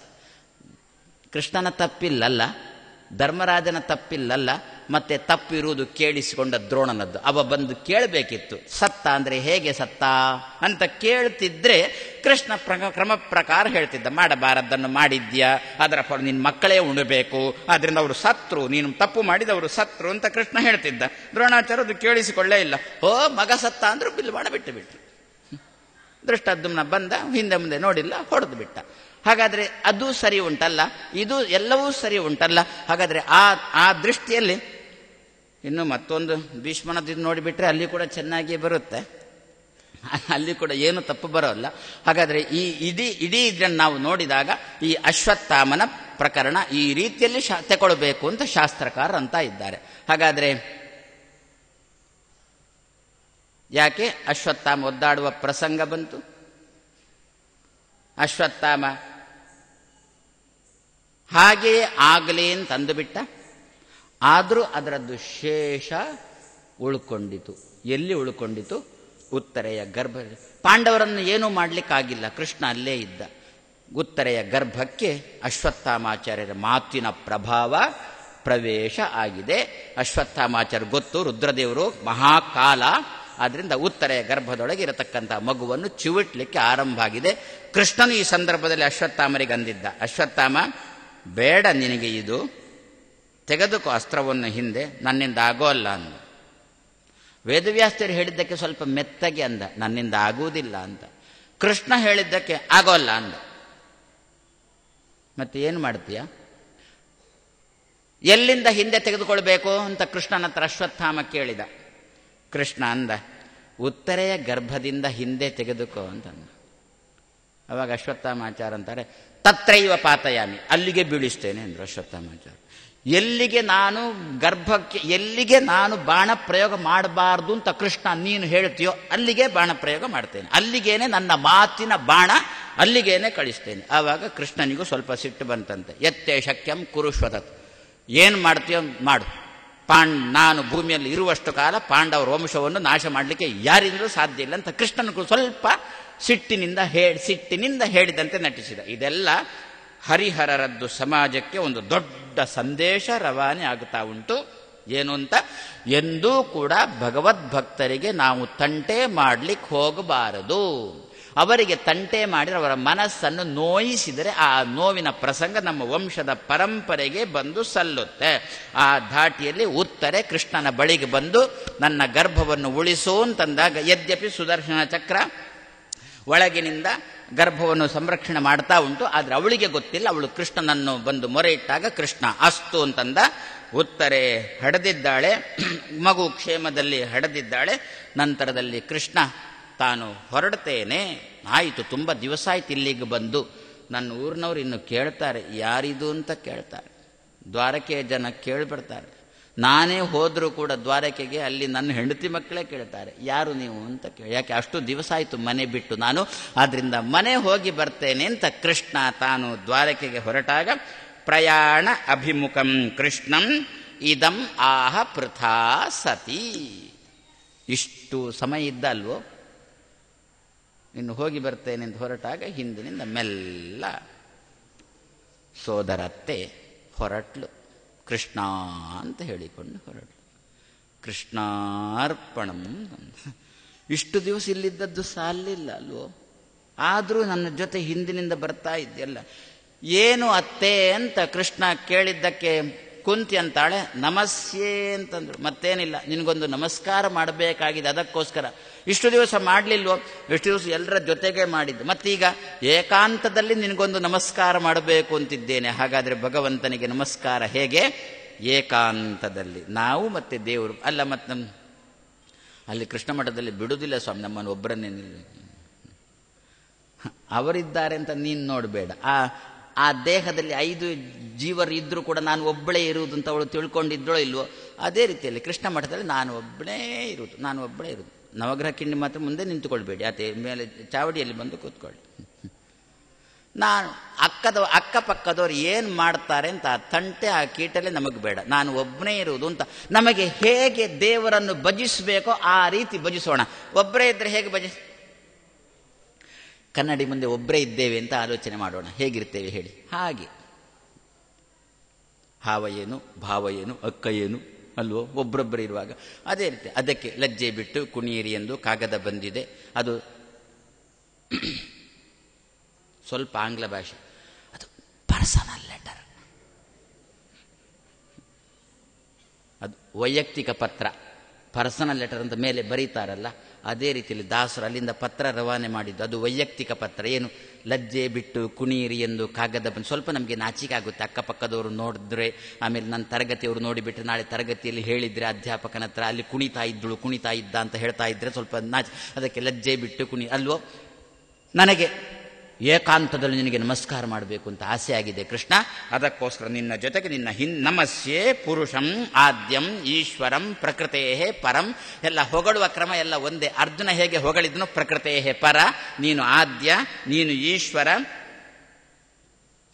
ಇಷ್ಟು ಸಮಯ ನೀನು ನಮ್ಮ ಜೊತೆಗೆ ಇದ್ರೂ ಕೂಡ ನಿನ್ನನ್ನು ಅರ್ಥೈಸಿಕೊಳ್ಳಿಕ್ಕೆ ನನ್ನಿಂದಾಗಿಲ್ಲ. ಅಲಕ್ಷ್ಯಂ, ಅಲಕ್ಷ್ಯ ಶಬ್ದಕ್ಕರ್ಥ ನಾವು ಅಲಕ್ಷ್ಯ ಮಾಡ್ತೇವೆ ಅಂತ ಕೆಲವು ಕಡೆ ಇರುತ್ತಲ್ಲ, ನಿನ್ನನ್ನು ನಿನ್ನ ಕಡೆಗೆ ಲಕ್ಷ್ಯ ಕೊಡ್ಲಿಕ್ಕಾಗಿಲ್ಲ. ನೀನು ಹೀಗೆ ಇದ್ದಿಂತ. ಯದ್ಯಪಿ ಅಂತರ್ಬಹಿಶ್ಚ ತತ್ಸರ್ವಂ ವ್ಯಾಪ್ಯ ನಾರಾಯಣ ಸ್ಥಿತ. ಭಗವಂತ ಎಲ್ಲಿದ್ದಾನೆ? ಪ್ರತಿಯೊಂದು ವಸ್ತುವಿನ ಹೊರಗೂ ಇದ್ದಾನೆ, ಒಳಗೂ ಇದ್ದಾನೆ ಅಲ್ವೋ. ಆದರೂ ಕಾಣಿಸೋಲ್ಲ. ದೇವರು ಇದ್ದಾನೆ, ಆದರೂ ಕಾಣಿಸೋಲ್ಲ. ದೇವರ ಚಟುವಟಿಕೆ ಕಾಣಿಸುತ್ತೆ, ಆದರೂ ದೇವರು ಕಾಣಿಸೋಲ್ಲ. ಇದು ಹೇಗೆ ಅಂತಂದ್ರೆ ಕುಂತಿಯ ಒಂದು ಉದಾಹರಣೆ ಕೊಡ್ತಾಳೆ. ನಟಃ ನಾಟ್ಯಧರಃ ಯಥ. ಒಳ್ಳೆಯ ಉದಾಹರಣೆ, ಸುಲಭ ಉದಾಹರಣೆ, ಒಳ್ಳೆಯ ಉದಾಹರಣೆ. ದೇವರ ಚಟುವಟಿಕೆ ಕಾಣಿಸ್ತಾ ಉಂಟು, ಆದರೆ ದೇವರು ಕಾಣಿಸ್ತಾ ಇಲ್ಲ. ಆ ವೇಷ ಹಾಕಿದವ ಕಾಣಿಸ್ತಾ ಇದ್ದಾನೆ, ವ್ಯಕ್ತಿ ಕಾಣಿಸ್ತಾ ಇದ್ದಾನೆ, ಯಾರು ಅಂತ ಗೊತ್ತಾಗ್ತಾ ಇಲ್ಲ. ನಮ್ಮವರೇ ವೇಷ ಹಾಕಿಕೊಂಡು ವೇದಿಕೆ ಮೇಲೆ ಬಂದಿದ್ದಾರೆ ಅಲ್ವೋ, ನಮಗೆ ಪರಿಚಯ ಆಗುತ್ತಾ? ಯದ್ಯಪಿ ಕಾಣಿಸ್ತಾ ಇದ್ದಾನಲ್ಲ, ಅವನ ಚಟುವಟಿಕೆಗಳೆಲ್ಲ ಕಾಣಿಸ್ತಾ ಉಂಟಲ್ಲ, ಹಾವ ಇದೆಲ್ಲ ಕಾಣಿಸ್ತಾ ಉಂಟಲ್ಲ, ಆದರೆ ವ್ಯಕ್ತಿ ಯಾರಂತ ಗೊತ್ತಾಗುತ್ತಾ? ಆಮೇಲೆ ಯಾರೋ ತುಂಬಾ ಗೊತ್ತಾದವರು, ಇದು ಯಾರು ಗೊತ್ತಾಯ್ತಾ, ಆವ ಅಂತಂದಾಗ, ಓಹೋ ಅವನ ಇಷ್ಟು ದಪ್ಪ ಇದ್ದಾನೆ, ಕಾಣಿಸ್ತಾನೆ, ಗೊತ್ತಾಗತಾನೆ ಇಲ್ಲ. ಹಾಗಾದ್ರೆ ಏನರ್ಥ? ನಟಃ ನಾಟ್ಯಧರಃ ಯಥ, ನಾಟಕದಲ್ಲಿ ವೇಷ ಹಾಕಿರತಕ್ಕಂಥ ವ್ಯಕ್ತಿಯ ಚಟುವಟಿಕೆ ಕಾಣಿಸುತ್ತೆ, ವ್ಯಕ್ತಿಯ ಪರಿಚಯ ಹೇಗೆ ಆಗುವುದಿಲ್ಲವೋ ಅದೇ ರೀತಿಯಲ್ಲಿ ಕೃಷ್ಣ ನಿನ್ನ ಚಟುವಟಿಕೆ ಎಲ್ಲ ಅರ್ಥೈಸಿಕೊಳ್ತಾ ಇದ್ದಾನೆ, ಅನುಭವಿಸ್ತಾ ಇದ್ದಾನೆ. ನಿನ್ನನ್ನು ಮಾತ್ರ ಇನ್ನು ಪೂರ್ತಿ ಅನುಭವಿಸಲಿಕ್ಕೆ ನನ್ನಿಂದ ಆಗಿಲ್ಲ. ನಟಃ ನಾಟ್ಯಧರಃ ಯಥ. ಹೇಗೆ ಅರ್ಥೈಸಿಕೊಳ್ಳಿಕ್ಕಾಗುತ್ತೆ ಹೇಳು? ವಯಂ ಸ್ತ್ರೀಯ, ಅವಳ ಬಾಯಿಂದ ಬಂದ ಮಾತು. ಸ್ತ್ರೀಯರಾದ ನಾವು ನಿನ್ನನ್ನು ಹೇಗೆ ತಾನೇ ಅರ್ಥೈಸಿಕೊಳ್ಳಿಕ್ಕೆ ಸಾಧ್ಯ ಅಂತ ಒಂದು ಉದ್ಗಾರ ತೆಗೆದಳು. ಅಂದರೆ ಸ್ತ್ರೀಯರಿಗೆ ದೇವರನ್ನು ಅರ್ಥೈಸಿಕೊಳ್ಳಿಕ್ಕೆ ಆಗುವುದಿಲ್ಲ ಅಂತಲೋ, ಒಂದು ರೀತಿಯಲ್ಲಿ ನೋಡಿಬಿಟ್ರೆ ಪ್ರಾಯಶಃ ಸ್ತ್ರೀಯರಿಗೆ ಅರ್ಥ ಆಗುವಷ್ಟು ಪುರುಷರಿಗೆ ಅರ್ಥ ಆಗುವುದಿಲ್ಲ ಕಾಣುತ್ತೆ ದೇವರು. ಆದರೆ ಇಲ್ಲಿ ಹೇಳಿದ ಮಾತು ಮಾತ್ರ ಸ್ತ್ರೀಯ ವಯಂ ಅಂತ. ಏನರ್ಥ ಗೊತ್ತಾ ಸ್ತ್ರೀಯ ಅಂತೇಳಿ? ಸಂಸ್ಕೃತದಲ್ಲಿ ಪುರುಷ ಅಂದರೆ ಗಂಡು ಅಲ್ಲ, ಗಂಡಸಿಗೆ ಪುರುಷ ಅಂತ ಗಂಡಸಿಗೆ ಮಾತ್ರ ಹೆಸರಲ್ಲ. ಹೇಗೆ ಅಂದರೆ ಸ್ತ್ರೀಯ ಅಂದರೆ ಹೆಣ್ಣಿಗೆ ಮಾತ್ರ ಹೆಸರಲ್ಲ, ಹೇಗೋ ಹಾಗೆ. ಸ್ತ್ರೀ ಅಂತ ಕನ್ನಡದಲ್ಲಿ ಸ್ತ್ರೀ ಅಂತಂದರೆ ಹೆಣ್ಣು, ಕನ್ನಡದಲ್ಲಿ ಪುರುಷ ಅಂದರೆ ಗಂಡು. ಆದರೆ ಸಂಸ್ಕೃತದಲ್ಲಿ ಸ್ತ್ರೀ ಅಂತಂದರೆ ಹೆಣ್ಣಿಗೆ ಮಾತ್ರ ಅಲ್ಲ, ಪುರುಷ ಅಂದರೆ ಗಂಡಿಗೆ ಮಾತ್ರ ಅಲ್ಲ. ಹೆಣ್ಣನ್ನು ಪುರುಷ ಅಂತ ಕರೀತಾರೆ, ಗಂಡನ್ನು ಸ್ತ್ರೀ ಅಂತ ಕರೀತಾರೆ. ಏನರ್ಥ? ಯಾವ ಸಂದರ್ಭದಲ್ಲಿ? ದೇಹದಲ್ಲಿ ಯಾರ ದೇಹದ ಒಳಗೆ ದೇವರು ಇದ್ದಾನೆ ಆ ದೇಹ ಪುರುಷ ದೇಹ. ಯಾವ ದೇಹದ ಒಳಗೆ ಭಗವಂತನ ಸನ್ನಿಧಾನ ಇರುತ್ತೋ, ಪುರಿ ಶೇತೆ ಇತಿ ಪುರುಷ. ಪುರು ಬೇಕಾದ್ದನ್ನು ಷಣೋತಿ, ಯಾವ ದೇಹ ಕೊಡುತ್ತೆ ಆ ದೇಹಕ್ಕೆ ಪುರುಷ ಅಂತ ಹೆಸರು. ಪುರು ಅಂದರೆ ಬೇಕಾದ್ದನ್ನು, ಷಣೋತಿ ಅಂದರೆ ಷಣುದಾನೆ ಕೊಡುವುದು, ಅದಕ್ಕೆ ಪುರುಷ ಅಂತ ಹೆಸರು. ಅಲ್ವೋ? ಹೆಣ್ಣು ಕೊಡುವುದಿಲ್ವ ಬೇಕಾದ್ದನ್ನು? ಗಂಡು ಮಕ್ಕಳು ಮಾತ್ರ ಕೊಡುವುದಾ? ಹಾಗಾದ್ರೆ ಹೆಣ್ಣು ಮಕ್ಕಳ ದೇಹನೂ ಕೂಡ ಯಾರು ಹೆಣ್ಣು? ಅದೇ ನಾನು ಹೇಳಿದೆ ಅಲ್ವೋ, ಅಪ್ಪ ಭಿಕ್ಷಾಂ ದೇಹಿ ಎಲ್ಲಿಯಾದರೂ ಉಂಟಾ? ಮತ್ತೆ ಅಮ್ಮ ಭಿಕ್ಷೆ ಕೊಡಿ ತಾಯಿ ಅಲ್ವೋ? ಮನೆಯಲ್ಲಿ ಇರುವುದು ಇವ ಬ್ರಹ್ಮಚಾರಿಯೇ, ಆದರೂ ಕೂಡ ಭಿಕ್ಷುಕ ಬಂದು ಬೇಡುವಾಗ ಅಮ್ಮ ಭಿಕ್ಷೆ ಕೊಡಿ ತಾಯಿ ಅಂತಲೇ ಅಲ್ವ ಅನ್ನೋದು. ಹಾಗಾದರೆ ಕೊಡೋದು ಯಾರ ಸ್ವಭಾವ? ಅಮ್ಮನದ್ದೇ ಅಲ್ವೋ? ಹಾಗಾದರೆ ಅವಳು ಪುರುಷ ಆಗ್ಬೋದಲ್ಲ. ಪುರು ಷಣೋತಿ, ಬೇಕಾದ್ದನ್ನು ಕೊಡ್ತಾಳೆ, ಅಪೇಕ್ಷಿತವಾದ್ದನ್ನು ಇವನು ಕೊಡಬೇಕಾದ್ರೂ ಕೂಡ ಅವಳ ಹತ್ರ ಕೇಳಬೇಕಲ್ಲ. ನೀವೇನು ಮನೆ ಯಜಮಾನನ್ನು ಕರೆದು ಏನಾದರೂ ಹೇಳಿ. ನಾನು ತುಂಬ ಹೇಳಿದ್ದೇನೆ ಹಾಗೇನೆ, ಹೀಗೀಗೆ ನಮ್ಮದೊಂದು ಕಾರ್ಯಕ್ರಮ ಉಂಟು, ಅದಕ್ಕೆ ಏನಾದರೂ ಸಹಾಯ ಮಾಡೋದಾದರೆ ಮಾಡ್ಬೋದು. ಹೌದಾ ಸ್ವಾಮಿ, ನಾಳೆ ಹೇಳ್ತೇನೆ. ಏನರ್ಥ ನಾಳೆ ಹೇಳ್ತೇನೆ ಅಂದರೆ? ಹೆಂಡತಿ ಹೆಸರು ನಾಳೆ ಅಂತ ಅರ್ಥ ಅಷ್ಟೇ, ಮತ್ತೇನು. ಅದಕ್ಕೆ ನಾಳೆ ಹೇಳ್ತೇನೆ. ಹೌದು, ತುಂಬ ತುಂಬ ಸಂತೋಷ. ಅಂದರೆ ಪೂರ ತೀರ್ಮಾನ ಇವನೇ ತಗೊಳ್ಬಾರ್ದು. ಅವಳು ಅದಕ್ಕೆ ವಿದುರೊಂದು ಮಾತಂದಿದ್ದ, ಎಂದೂ ಕೂಡ ದುಡ್ಡು ಲೆಕ್ಕ ಮಾಡುವಾಗ ನೀನು ಒಬ್ಬನೇ ಕೂತ್ಕೊಂಡು ದುಡ್ಡು ಲೆಕ್ಕ ಮಾಡಬೇಡ, ಅವಳನ್ನು ಸೇರಿಸು ಅಂತ ಒಂದು ಮಾತು ಅಂದಿದ್ದ. ಯಾಕೆಂದರೆ ಇವ ದುಡ್ಡು ಲೆಕ್ಕ ಮಾಡಲಿಕ್ಕೆ ಶುರು ಮಾಡಿಬಿಟ್ರೆ ಲೆಕ್ಕ ಮಾಡ್ತಾನೆ, ಕಬಾಟಲ್ಲಿಡ್ತಾನೆ, ಬೀಗ ಹಾಕ್ತಾನೆ, ಮಲಗ್ತಾನೆ. ಪುನಃ ಮರುದಿವಸ ಹೇಳ್ತಾನೆ, ಲೆಕ್ಕ ಮಾಡ್ತಾನೆ, ಕಬಾಟಲ್ಲಿಡ್ತಾನೆ, ಬೀಗ ಹಾಕ್ತಾನೆ, ಮಲಗ್ತಾನೆ. ಒಂದು ದಿವಸ ಇವಳು ಬಂದು ನೋಡು, 10 ದಿವಸ ನೋಡು, 11 ದಿವಸ ಏನು ದಿವಸ ಲೆಕ್ಕ ಮಾಡ್ತೀರಿ, ಒಳಗಿಡಿ ಏನು ಮರಿಟ್ಟಿತ ಅಂತ ನೋಡುದಾ ನೀವು ಅಂತ ಕೇಳಿಬಿಟ್ಟು. ಅದಕ್ಕೆ ವಿದುರ ಅಂದಿದ್ದ, ನೀನು ಒಬ್ಬನೇ ದುಡ್ಡು ಲೆಕ್ಕ ಮಾಡಬೇಡ, ಅವಳನ್ನು ಸೇರಿಸು. ತುಂಬ ಖರ್ಚು ಮಾಡಲಿಕ್ಕೆ ಬಿಡಬೇಡ ಅಷ್ಟೇ, ನಿನಗೆ ಬೇಕಾದಷ್ಟು ಇಟ್ಟುಕೊಂಡು ಖರ್ಚು ಮಾಡಲಿಕ್ಕೆ ವ್ಯವಸ್ಥೆ ಮಾಡಿಕೊ. ಹಾಗಾದರೆ ಉಂಟಲ್ಲ, ಅಮ್ಮ ಭಿಕ್ಷೆ ಕೊಡಿ ತಾಯಿ ಅಂತಲೇ ಇರೋದಲ್ವ ನಮ್ಮಲ್ಲಿ. ಹಾಗಾದರೆ ಪುರುಷಣೋತಿ, ಯಾವ ದೇಹ ಇನ್ನೊಬ್ರು ಬಂದು ಕೇಳಿದಾಗ ಯಾವ ದೇಹ ಕೊಡುತ್ತೋ ಆ ದೇಹಕ್ಕೆ ಪುರುಷ ಅಂತ ಹೆಸರು. ತುಳುವಿನಲ್ಲಿ ಗಂಡನನ್ನು ಪುರುಷ ಅಂತ ಕರೀತಾರ? ನಮ್ಮಲ್ಲಿ ಉಡುಪಿ ಜಿಲ್ಲೆ, ದಕ್ಷಿಣ ಕನ್ನಡ ಜಿಲ್ಲೆಯಲ್ಲಿ ಗಂಡನಿಗೆ ಪುರುಷ ಅಂತ ಹೆಸರು, ಹೆಂಡತಿಗೆ ರಾಮಣಿ ಅಂತ ಹೆಸರು ಅಥವಾ ಬೊಡೇದಿ ಅಂತ ಹೆಸರು. ತುಳುವಿನಲ್ಲಿ ಶೂದ್ರ ತುಳುವಿನಲ್ಲಿ ಬೊಡೇದಿ ಅಂತ ಕರೀತಾರೆ, ಶೂದ್ರ ತುಳುವಿನಲ್ಲಿ ಖಂಡನೆ ಅಂತ ಕರೀತಾರೆ, ಬ್ರಾಹ್ಮಣ ತುಳುವಿನಲ್ಲಿ ಪುರುಷ ಅಂತ ಕರೀತಾರೆ. ಎಷ್ಟು ಚೆನ್ನಾಗಿ ಉಂಟಲ್ಲ. ಯಾಕೆ? ಪುರು ಷಣೋತಿ, ಕೈ ಹಿಡಿದಿರತಕ್ಕಂಥ ಹೆಂಡತಿಗೆ ಪುರು ಶ್ರೇಷ್ಠವಾದ್ದನ್ನು ಕೊಡ್ತಾನೆ ಅಂತೆ, ಬೇರೆ ಯಾರಿಂದಲೂ ಕೊಡಲಿಕ್ಕೆ ಸಾಧ್ಯ ಇಲ್ಲ ಅಂಥದ್ದನ್ನು ಕೊಡ್ತಾನೆ, ಆದ್ದರಿಂದ ಅವನಿಗೆ ಪುರುಷ ಅಂತ. ಅದಕ್ಕೆ ಹಿರಿಯರಂದರು, ಲಗ್ನದ ದಿವಸ ಗಂಡನಲ್ಲಿ ಪುರುಷ ನಾಮಕ ಭಗವಂತನನ್ನು ಚಿಂತನೆ ಮಾಡಲಿ ಹೆಂಡತಿ.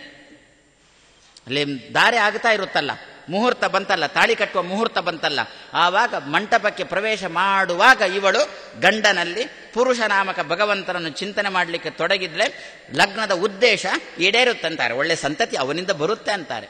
ಹಾಗಾದ್ರೆ ಅಮ್ಮ ಭಿಕ್ಷೆ ಯಾವ ದೇಹದಿಂದ ಇನ್ನೊಬ್ಬರಿಗೆ ದಾನ ಅಂತ ಹೋಗುತ್ತೋ ಆ ದೇಹವನ್ನೆಲ್ಲ, ಅದು ಹೆಣ್ಣಿನ ದೇಹ ಆಗಲಿ ಗಂಡಿನ ದೇಹ ಆಗಲಿ, ಆ ದೇಹವನ್ನು ಪುರುಷ ಅಂತ ಕರೀತಾರಲ್ವೋ.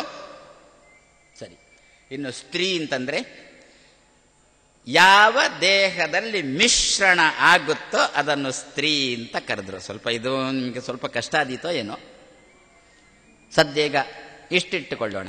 ಸ್ತ್ರೀ ಶಬ್ದಕ್ಕರ್ಥ ಮಿಶ್ರಣ ಅಂತ ಅರ್ಥ, ಪುರುಷ ಶಬ್ದಕ್ಕರ್ಥ ಕೊಡುವುದು ಅಂತ ಅರ್ಥ ತಾನೆ.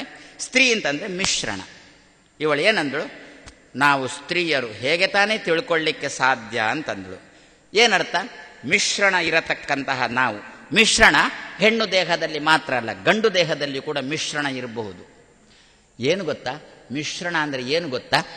ವಿಪರೀತ ಜ್ಞಾನಕ್ಕೆ ಮಿಶ್ರಣ ಅಂತ ಕರೆದ್ರು, ವಿಪರೀತ ಜ್ಞಾನಕ್ಕೆ ಸ್ತ್ರೀ ಅಂತ ಕರೆದ್ರು. ಯಾವ ದೇಹದಲ್ಲಿ ವಿಪರೀತ ಜ್ಞಾನ ಇರುತ್ತೋ ಆ ದೇಹವನ್ನು ಸ್ತ್ರೀ ದೇಹ ಅಂತ ಕರೆದ್ರು. ಹೊರತು ಸ್ತ್ರೀ ಅಂತಂದ್ರೆ ಹೆಣ್ಣು ದೇಹ ಅಂತ ಅರ್ಥ ಆಗಬೇಕಾಗಿಲ್ಲ. ಮಿಶ್ರಣ, ಸ್ತ್ರೀ ಶಬ್ದಕ್ಕೆ ಮಿಶ್ರಣ ಅಂತ ಅರ್ಥ, ಸ್ತ್ರೀ ಶಬ್ದಕ್ಕೆ ವಿಪರೀತ ಜ್ಞಾನ ಅಂತ ಅರ್ಥ. ಯಾವ ದೇಹದಲ್ಲಿ ವಿಪರೀತ ಜ್ಞಾನ ಇರುತ್ತೆ, ಯಾವ ದೇಹ ಕೊಡುತ್ತೆ ಅದು ಪುರುಷ ದೇಹ ಅಲ್ವೋ, ಯಾವ ದೇಹದಲ್ಲಿ ವಿಪರೀತ ಜ್ಞಾನ ಇರುತ್ತೆ ಅದು ಸ್ತ್ರೀ ದೇಹ.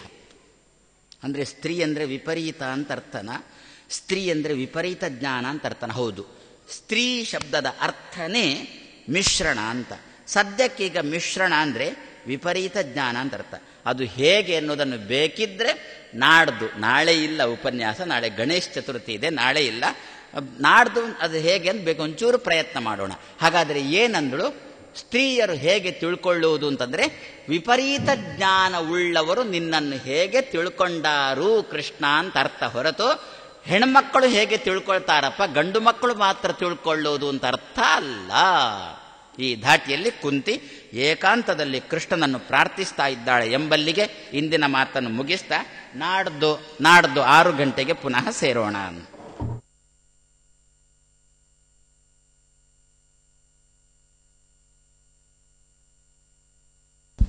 ಇಲ್ಲಿವರೆಗೆ ಭಾಗವತ ಪ್ರವಚನದ ಮೂಲಕ ನಮ್ಮನ್ನು ಅನುಗ್ರಹಿಸಿರುವಂತಹ ಪರಮಪೂಜ್ಯ ಶ್ರೀಪಾದರಿಗೆ ಶ್ರೀಮಠದ ಪರವಾಗಿ ಸಾಷ್ಟಾಂಗ ಪ್ರಣಾಮಪೂರ್ವಕ ಧನ್ಯವಾದ ಹೇಳ್ತಾ, ಎಲ್ಲ ಶ್ರೋತೃಂದಕ್ಕೂ ಧನ್ಯವಾದ ಹೇಳ್ತಾ ಈ ಧಾರ್ಮಿಕ ಪ್ರವಚನ ಕಾರ್ಯಕ್ರಮಕ್ಕೆ ಮಂಗಳವನ್ನು ಹೇಳ್ತೇವೆ. ಇನ್ನು ಸರಿಯಾಗಿ 7:30 ಗಂಟೆಗೆ ಯಕ್ಷಗಾನ ನಡೀಲಿಕ್ಕಿದೆ. ಆಸಕ್ತಿ